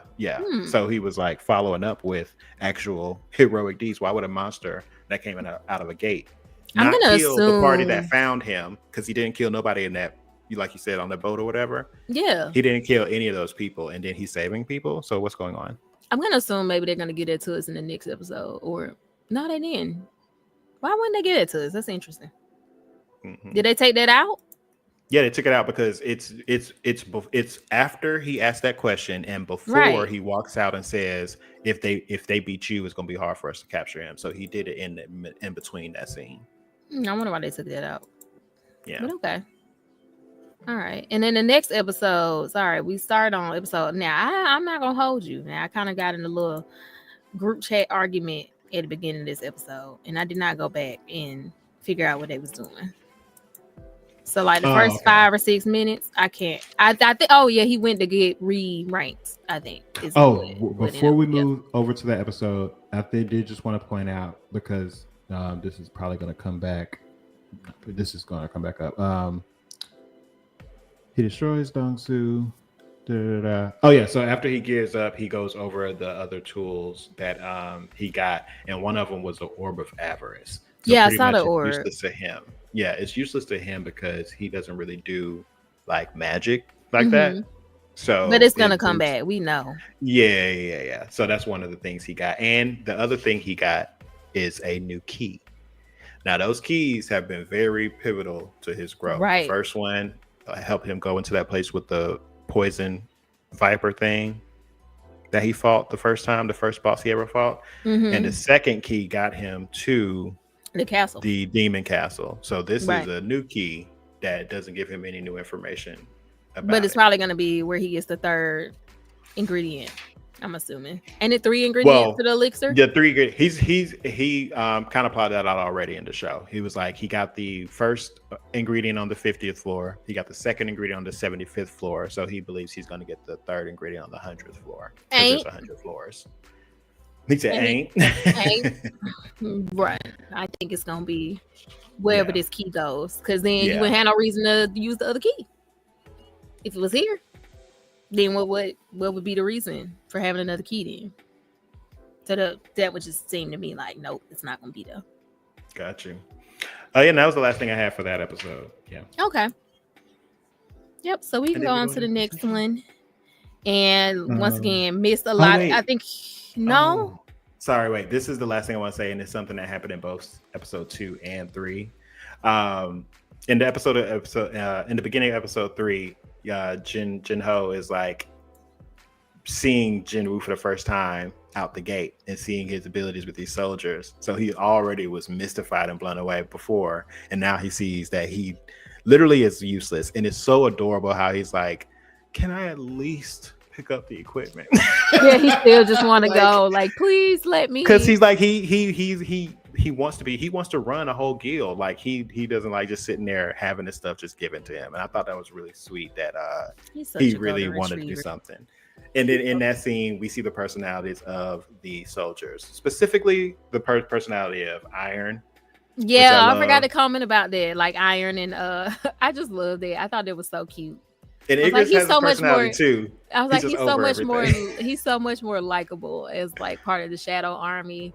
I was like, it's definitely giving like Black Cat and like, I don't know, bumbling fool kind of energy with Iron. Mm-hmm. Yeah, it's really big cute. Time. Like, how's he so likable? Don't make me regret this. You got to calm down. Right. It was so and it's rubbing off on the mages because it's. I mean, they were like business. Yeah, like and so now we're seeing like the shadows actually like developing personality. So I thought that was cute. To see where that goes too. I'm glad you brought that up because I forgot to mention it. I thought it was so cute when he was doing the thing and they were all like, "Yay!" Because that's like a thing adorable. Like in the artwork of the show, like chibis of these soldiers. Mm-hmm. Are just so adorable. Like if you so like look around, it's really cute. They're so cute. It's making it seem like he just got to wrangle all these kind of soldiers. They're not just like soulless beings. Like they kind of retain some of their personality or kind of get a different one. Yeah, and it forces him to actually interact with people because Sung Jinwoo do not like to talk to people. And I like that he finally he has a baked in a set of like characters that he has to interact with. Yeah, I love it. Because he be walking past everybody. I'm like, can you talk to somebody? No, I understand. I love it though. I thought it was really cute. It's like a little comedic relief. Yeah, which is definitely needed because they also take out Sung Jinwoo's little expressions. Like it'll be moments where something happen and he'll see it, and if I don't know, let's say he is embarrassed about something, like he'll do the Demon Slayer thing where Tanjiro's eyes. Oh yeah, like when he get all weird. Yeah, they're not doing that stuff with Jinwoo, which is like, I guess y'all don't want him to be menacing, but y'all don't want him to have funny moments either. Right, like a little sweet baby angel. You don't want that, okay? And I'm like, what are they trying to make him be? I'm so curious to see, like, what do they foresee him being? I guess we'll see. Yeah, I'm hopefully because it happens a lot more later, so I'm hoping it's just something they gonna do later. But I would hate if they didn't revisit that. Oh, this water's so good. Okay, I was dehydrated. I was like really. No, the girl, and when you get that first good sip, I'm about to drink this whole cup. I might have to go to the restroom in like 2 minutes. But yes, way to be sick of me. I'm just like, oh my god! You just sat down. You already need another one. Yeah. I was like, why am I yawning? I feel like when I get really thirsty, I yawn. Like I'm not tired at all. But go ahead, carry on. But no, we go to the next episode. We see he has left the castle. He pretty much was like being cautious. He still has 25 levels left. He decides to stop faking it. He realizes that in order to get more experience at the level that he is, because like it's true to the games, like as he gets older, it's not just every demon he fights levels him up now. So he's more concerned about bigger bait, bigger bosses. But he can't get added to his army. Really like if he's an E rank. You're right. Yeah. Makes sense. Makes sense. And like we said earlier, he just does not have the ability to choose anyway. This is kind of like a needless scene. So you have to, at this point, come out. You just single-handedly saved right. You summoning an army in front of people. Like, I mean, you can't hide it at this point. And the people surviving, you ain't coming out by yourself. Yeah, you got to go ahead. Yeah, it's a given. But so he goes to get reassessed. The recruiter is there, and he calls Yunho, the leader of the White Tiger Guild. And I actually really like. We can call him his first name or his family name. That's a red hair guy. Yeah, Beck. Okay, the one that's the tiger or whatever. Yeah. Is his name Beck? Yeah, it's Beck Yunho. Okay. That's the same with Park. Her name is Park something, but I can't remember her last name. And Kim Chung. Wait, there's two redhead people though. So there's the redhead. It's one with the sideburns. Yeah. So the sideburns is Beck. Okay. And the then fire there's like guy the is glasses. Choi. Okay. Yeah, okay. glasses I was is like, Choi. there's glasses, and then there's got it. Mm-hmm. So I'm talking about Sideburns. So Sideburns gets word that he's showing up to the reassessment place or the assessment place, and he's like, "Oh, everybody's about to find out who this nigga is. I got to get there now because this moving forward, this is just guild battles trying to recruit Sung Jinwoo at this point, which is what it's gonna turn into, right? Yeah, because like the gates and the materials and the monsters in the gate is beyond anything value that we have currently on the planet as far as resources. You know what I mean? Mm-hmm. And so any guild that's able to monopolize the higher gates effectively, they're going to monopolize the entire industry. So getting Jinwoo, a person like Jinwoo on your side, that's why the Hunter Guild is that's so amazing. Like so much money, because they kind of talked about it last season with like how much money he could make and how much he could stand to make if he did this deal and all that. So yeah, right. And the Hunters Guild, they're the only guild that has, not the only guild, well, in Korea or Japan, they're the only guild that has like 2 S ranks, I believe. Like the leader, and then I'm looking at the picture of these like 5 guilds right now, the largest ones. I'm looking at all the little like sigils. So they're all pretty much the ones that are aware are going to be fighting hand over fist. You saw Choi try to get introduced and got curved. I saw him, right. You saw he was curving everybody. And that's the thing, he curved him so hard he had to get introspective. He was like, damn, I've grown cocky, haven't I? Not you getting curved so hard, you got to go with inward. You'd be like, that's damn, crazy. I guess I thought I was that bitch. Like, okay, maybe I'm not. Because he even turned around and asked what was it? Was the other recruiter or somebody next to him was like, hey, did I actually say my name in my guild? I did? I thought I did. Not you second guessing yourself. It's like, right. So there is that comedy. There's some good comedy relief in there if you because he just such an unbothered king. Like he just so like focused on his one thing. He don't care nothing about these politics. And the glitz and the glamour, bitch. I don't need it. I'm not tying. You already know. I already know y'all using me because y'all weren't paying me no attention before. So also chip on my shoulder because I know you call me. Oh, okay. No big no. But yeah, so he sprints there and he's like too late, but he gets caught by Choi and he knows the jig is up. Like he knows something's on him. So now I got to pick up the pace even more because if the Hunters Guild is going to make him some offers, I might not be able to compete. Right. Yeah. He's a good character. He's a character that I feel like you can tell immediately that he's just such a good guy. Who, Beck? Yeah. Yeah, I like him. They did good with his character design, like showing it. And basically that was the first whole half of the episode was them trying to recruit and everybody trying to figure out how to get him, because there's the guy with the really dilated pupils that be following him around. What's his deal again? Oh, he's the we got the little with the little tiny the eyeballs. White Tiger Guild. Yeah He been fine. I'm like, his eyes are always so unhinged. I don't know his name, but yes, mine would be too after I experienced Jinwoo for the first time. Oh yeah, because he is the one that was at the restaurant with him. But you can't. I forgot about that. I'm a paranoid person. I'm gonna think you in my bedroom at all times while I'm sleeping, just in camouflage. I forgot about that. Okay, yes, makes sense. Okay. Yeah. He was saying, so good to see you. Yeah, if it's a request from you, absolutely, 100%. You want to bring a child into a C-rate gate? Absolutely. Yeah, please. What else do you need? I completely forgot about their interaction in season 1. So yeah, that makes more sense now. Maybe remember that. Yeah. What I said E-Ranks just need to do something else.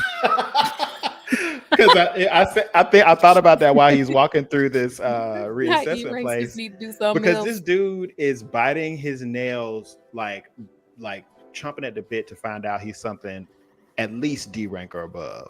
Because all the recruiters are going to talk to you. Because seeing what Sun Jinwoo was going through as an E rank, I'm like, this can't be paying. Yeah, is it paying better than a job at this point? No, E rank, you get pennies. That's what on I'm the saying. dollar, because pretty much a lot of those parties. Yeah, a lot of those parties pay based on what you actually kill, what you contribute. So he's going in for whatever he can pick up, you know. But that's the thing. Like, if you're an E rank, you already are not going to get scouted by a guild. Your only option in joining gates that can be even slightly lucrative if somebody just only has 9 people and just needs somebody to fill that last spot. So that's already going to be, tough. And then after that, you can't go solo. So it's like, girl, just do something else. Just go get a job. Go to college. Get an education. Yeah, be Jinwoo. You basically normal. But you normal with a little bit of extra. With a little bit extra. A regular nigga can't try you in the streets, but you can't do nothing in the gate. Just go be with the regular people. I just feel like you shouldn't even be really allowed, I guess. You know what made me think about there was a scene. Did you see that anime? Yeah, it's an anime. No, it's not. Yeah, it's an anime, but we ain't got there. No, it's in the manga. So almost spoiler. It wasn't a big one. It's just like AD. I'm trying to. I'm gonna leave it alone. I was trying to go on this scene because after all the recruiting scenes, like through the first half of the episode, we get to the one where the guy's in the hospital bed. And I was trying to see if they really gave off PTSD when he woke up. So that's what I'm seeing here. Like he woke up with a little bit of like a Nah, he didn't. Yeah, I could see because it was just like the flash. He seemed pretty chill even throughout the flashes. Yeah, like in the manga, he's like the scene happened and he goes. He seemed more he seemed more like pissed off. Than 100%. Yeah, it's like damn that happened. Yeah, he did call out verbally that it was an embarrassing defeat, which is. I mean, yeah, but he don't seem like oh my god, what happened to me? Like he just seemed like I'm gonna get him when I see him. He just know he got badly whooped and he needs to do better next time. If he can, but if he can. Okay, so I had to watch it over to see what I thought, but yeah, you right. Yeah, so Jinwoo sprints over there. I thought that was adorable. Kind of more of a I feel like there wasn't a whole bunch cover. It was just kind of more so. It wasn't crazy a lot. Him trying to find a way to get into the dungeons or whatever. So he joined the mining team. I think that's kind of like after that whole hospital scene. I forgot how he used to look. I was glad to see the old Sun Jinwoo picture, but yeah, it kind of just goes to him joining this mining team, and it gave us some little fan service when he was in the mines working all his muscles. My favorite side quest outfit is what my favorite little side quest outfit Jinwoo wears. I love that. Like it sticks out of my head. Like that construction outfit with the shirt down, tied around the waist, and a little hat. I was like, what is this man? At first of all, I was like, why he put his hat on like this? He looks so goofy. At first, like he just threw that hat on, like, oh yeah, I'm gonna be on the mining team, like that serious ass expression too. Yeah, with that serious ass expression, but looking goofy as hell in that hat. But yeah, he was down there working crazy. Like I said, that back shot of him. That's what I was saying. Thank you. And then just seeing him legitimately joyful, running to go just check out the boss, knowing damn well if Cha didn't show up, he would have fucking closed the damn gate. Right. No, that's what it is like. You being bloodthirsty. But that girl called him though. Yes, that's my girl, Cha Hae-in. I was like, I feel like you said something about her. Yeah, I adore her. Obviously, me just saying I adore her don't mean nothing. I feel like we're supposed to like her based off what we see. But yeah, I mean, even in her oh my god. You knew I was gonna take the risk for that. Okay, that's all we can get. That's all we can see. You can keep the we can just stay right here. Yeah. Yeah.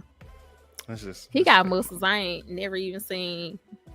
It's like I don't know exactly what them obliques are, but they are popping. I don't know what's going on in this middle part here, but it's crazy. But it's insane to me. Like he don't never be looking like this in any other shot.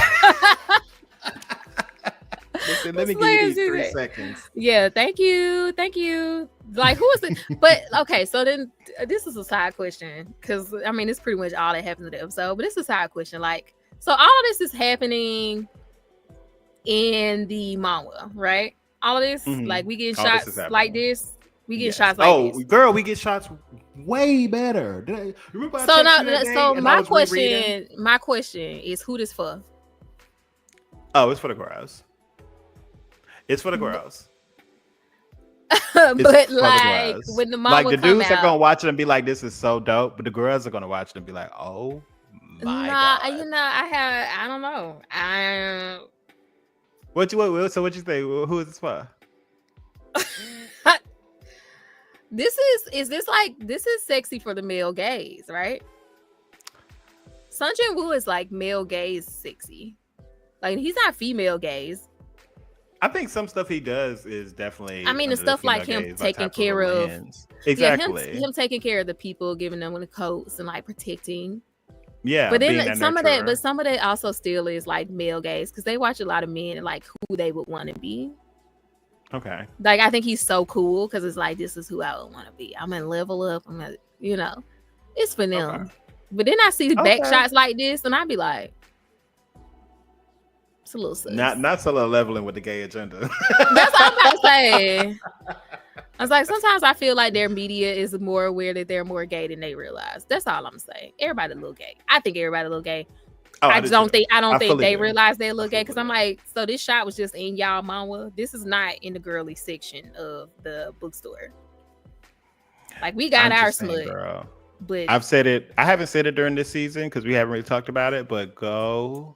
At least up to where we are, maybe read along with the anime, but y'all have to experience that art style the way that it was originally done. Because when I tell you are missing out, he looks so good in the Korean, like the taper fade go crazy in the Korean art style. Just everything about Jinwoo, but also just the story in general, seeing it told in that way. With the panel styling and the way they do lighting and their color gradients is like so different. Korean. A shining light is truly a shining light in the manga. They're really good with light and shadows and and it's always full color, always. Yeah, I told somebody, I was like, you need to sell Solo Leveling. Get that. He has a shop. He sells manga, and I'm like, get Solo Leveling for me. Yeah, physical copies. Is there a physical copy? If they exist, get it. Honestly, it there can be, but I just don't think there's no comparison to the online scroll. Yeah, because it's like a continuous scroll. Yeah, like some of those panels look like what I would imagine to be 4 pages. But that would be so dope though if you can like get the physical copies opened up to a long, had a little calendar, like a little thing. Yeah, that would would be dope. Now, Ashley, okay. I hope they listen in because that is the way to do it. Your girl always got the ideas, and don't be giving the scary side eye over there, Rashawn, in the chat. I saw y'all. I'm just saying all these back shots. I mean, I rarely am in a position in life where I see a man from this angle. That's all I'm gonna say about this shot. This shot of Sun Jinwoo. That's all. Walking in, not Sun Jinwoo walking in with a hickey on the back of his neck. How you get it there?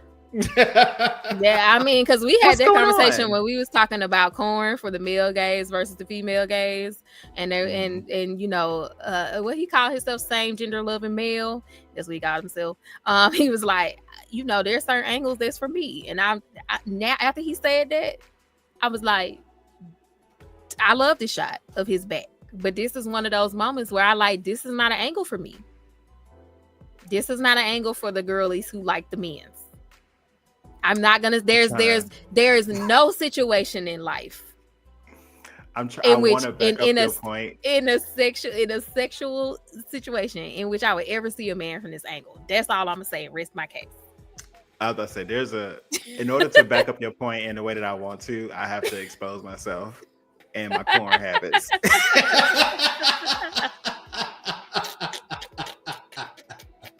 don't know if I'm ready to do that. I'm just There's saying. a specific site that literally is called I don't want to say it's called, but it's pretty much the title of it is very forward, and it's literally about, it's straight corn, but it's about the male, and the angles is very different than a lot of the regular corn you see. Because I mean, there's stuff I watch and I be like, and I be watching it, I be like, this not for me because this is not an appealing angle for me as a woman. This don't do nothing for me, so this can't be for me. That's all I'm saying. Nope, not really an angle I often see men in. Just personally. Point well made. So I just wanted to know as a mama reader, I'm like, who this for? Because we can all appreciate it. If you love men, I think you can appreciate it, period. But I'm just saying there's some shots in the manga that we just don't get in the anime. Like there'll be shots of Son with Jinwoo falling from an attack in the air, and his shirt is being blown up by the wind, and you get all of the upshot plus some V cut. I'm just like, who is for? What are y'all doing? Who is this? What are y'all doing? Yeah, those moments like, why is this here? Yeah, Ariana, what are you doing here? So this is my side note, but I'm enjoying it. I love it. So this is great. I love seeing more fan service for people who appreciate the male form in anime. I'm here for it. This is not me saying less of it. I'm here for it. I love it. So yeah, absolutely. Fan over here. To be alive for a time such as this. Anything else before we finish up? Because I think that's pretty much about it. I think we just saw, Chairman Go got some more screen time. He met Son Jinwoo after he visited his mother, and he was pretty much just trying to recruit him. And honestly, not just trying to recruit him, he was offering him a position in the Hunters Association. So this is bigger than anything he thought he could ever accomplish as a hunter. You are literally going to have a high position. He even teased, he was like, maybe even more, like kind of like, he has his little health condition. It kind of sounds like he's like, maybe even take over the Hunters Association. So yeah, because he was almost like, if I was still able to, I'd run with you. Like we could be a team. I love Chairman Go. He's currently he's been my Crunchyroll login icon for the last like 3 months. I love Chairman Go. He seems like so good natured, which means he has to die. Yeah. Don't.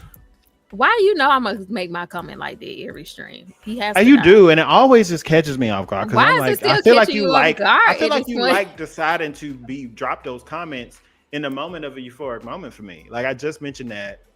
I just love him so much, which means he has to die. They don't make you like people for no reason in anime. Yeah, all the pieces are there, I guess. Yeah, but it's gonna be an epic glory. I hope so. He said hand service. Okay, get out of here. But anyway, so next week there should be a new episode. I guess since there'll only be one episode for us to talk about, we will talk about Castlevania next week. So we'll do that.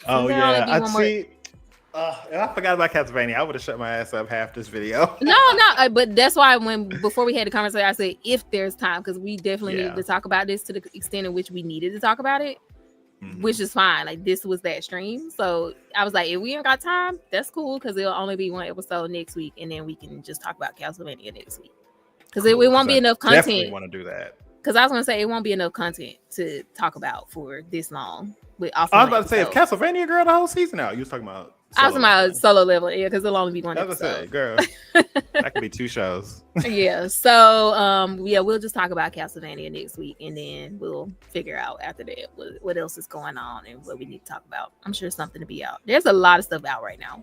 A lot, and there's still more rolling in. Oh, one more gripe about something I probably griped throughout this episode, but anyway, it's just a call out something I didn't like. The one thing I love about solo leveling in the manga is every single hunter you see is an individual character concept. You know what I mean? There's no repeats. There's no people that has some type of guild armor that's spread throughout. Like everybody is unique. Everybody's unique. That's something that stood out from the show for me throughout the entire time I read it. It just irritated me a little bit when Choi walked into that dungeon for the first time, the one that Sung Jin-woo signed up for, and he told the tanks to, after he did his initial attack, to block. Which they also took his cigarette out, anyway. He walked in, he did the power, and his ability was shooting back because it was pretty much clearing out. Yeah, because they like hit the wall and then right. And it was coming back. So he had the tanks come up and do their little force field. And every time there was like 4 of them, everyone was identical. And that little bit just pissed me off because I already was like reminiscing on Jinwoo and his little changes, and then little stuff over time that they might be either changed or taken out. And I was like, do not get rid of the individuality of these hunters. I don't want to see more scenes because maybe they're like looking the same. Because they're like disposable. They kind of just thought they can get away with it. I guess, but the effort put in that manhwa, I don't want all that magic to be lost. You better put some extra time in making it. You ain't even gotta get creative. Those same 4 people in the front had 4 distinctive different shields and armor, and they just made them all gray knights. That just pissed me off a little bit. I caught it in the moment. And I was just like, "Don't do that." That's y'all won. Don't let this be a precursor. Exactly. That's y'all won. I'm gonna let y'all have it. Maybe y'all in the time crunch, but we pretty early in the season.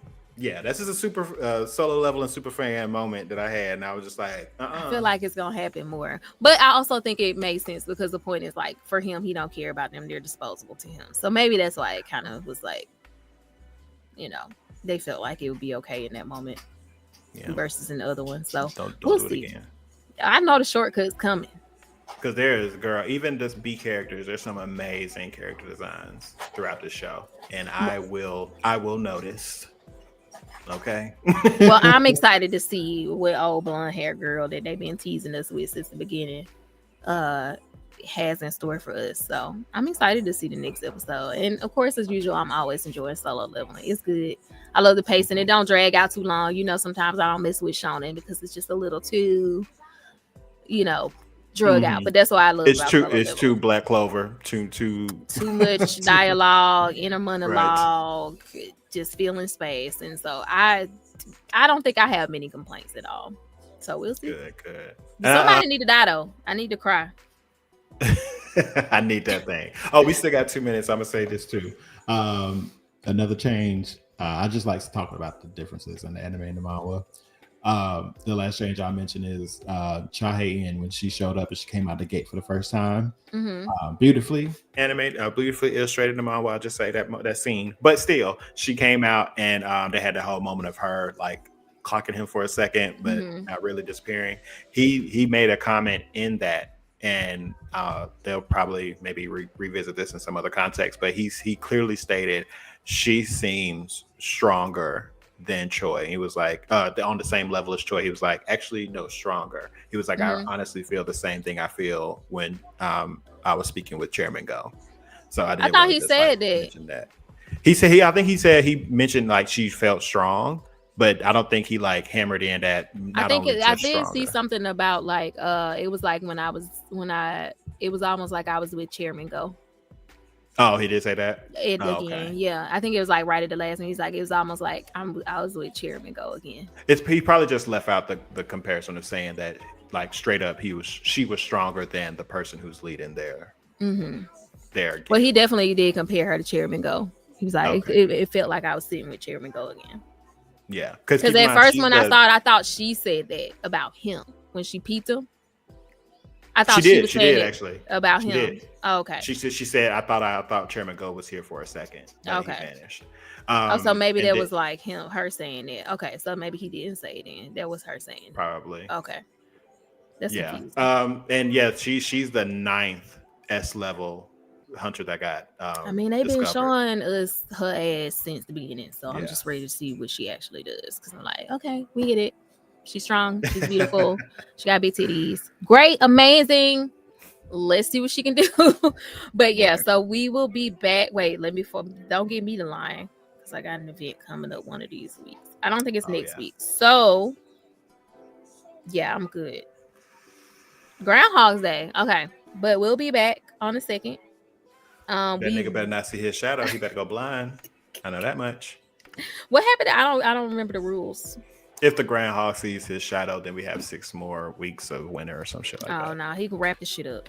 Yeah, go back in that hole, baby. Right, exactly. So anyway, we will be here next week, and as long as everything goes according to plans. You know, we're a little bit wishy-washy sometimes, but we will be here if everything goes fine.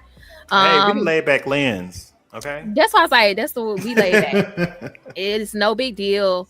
I did feel like there was one more thing I was supposed to mention about something about Interview with the Vampire came up, but I can't. Oh, they got some award nominations, so we'll probably have to talk about that soon. Okay. Because I'm just not expecting anything justified. But yeah, we can talk. Yeah. When the Emmys come out, they ain't gonna be on there, no way. I don't know. I kind of just want to imagine that they got what they deserve and just make that my reality. And then Wicked got their little nominations. Those came out. Mayfair. Anybody? I'm not paying for Mayfair Witches. Somebody. 4 More Tears. I need you. Can I give you a duty? If you're gonna watch it, just let me know if they go in depth about the Talamasca.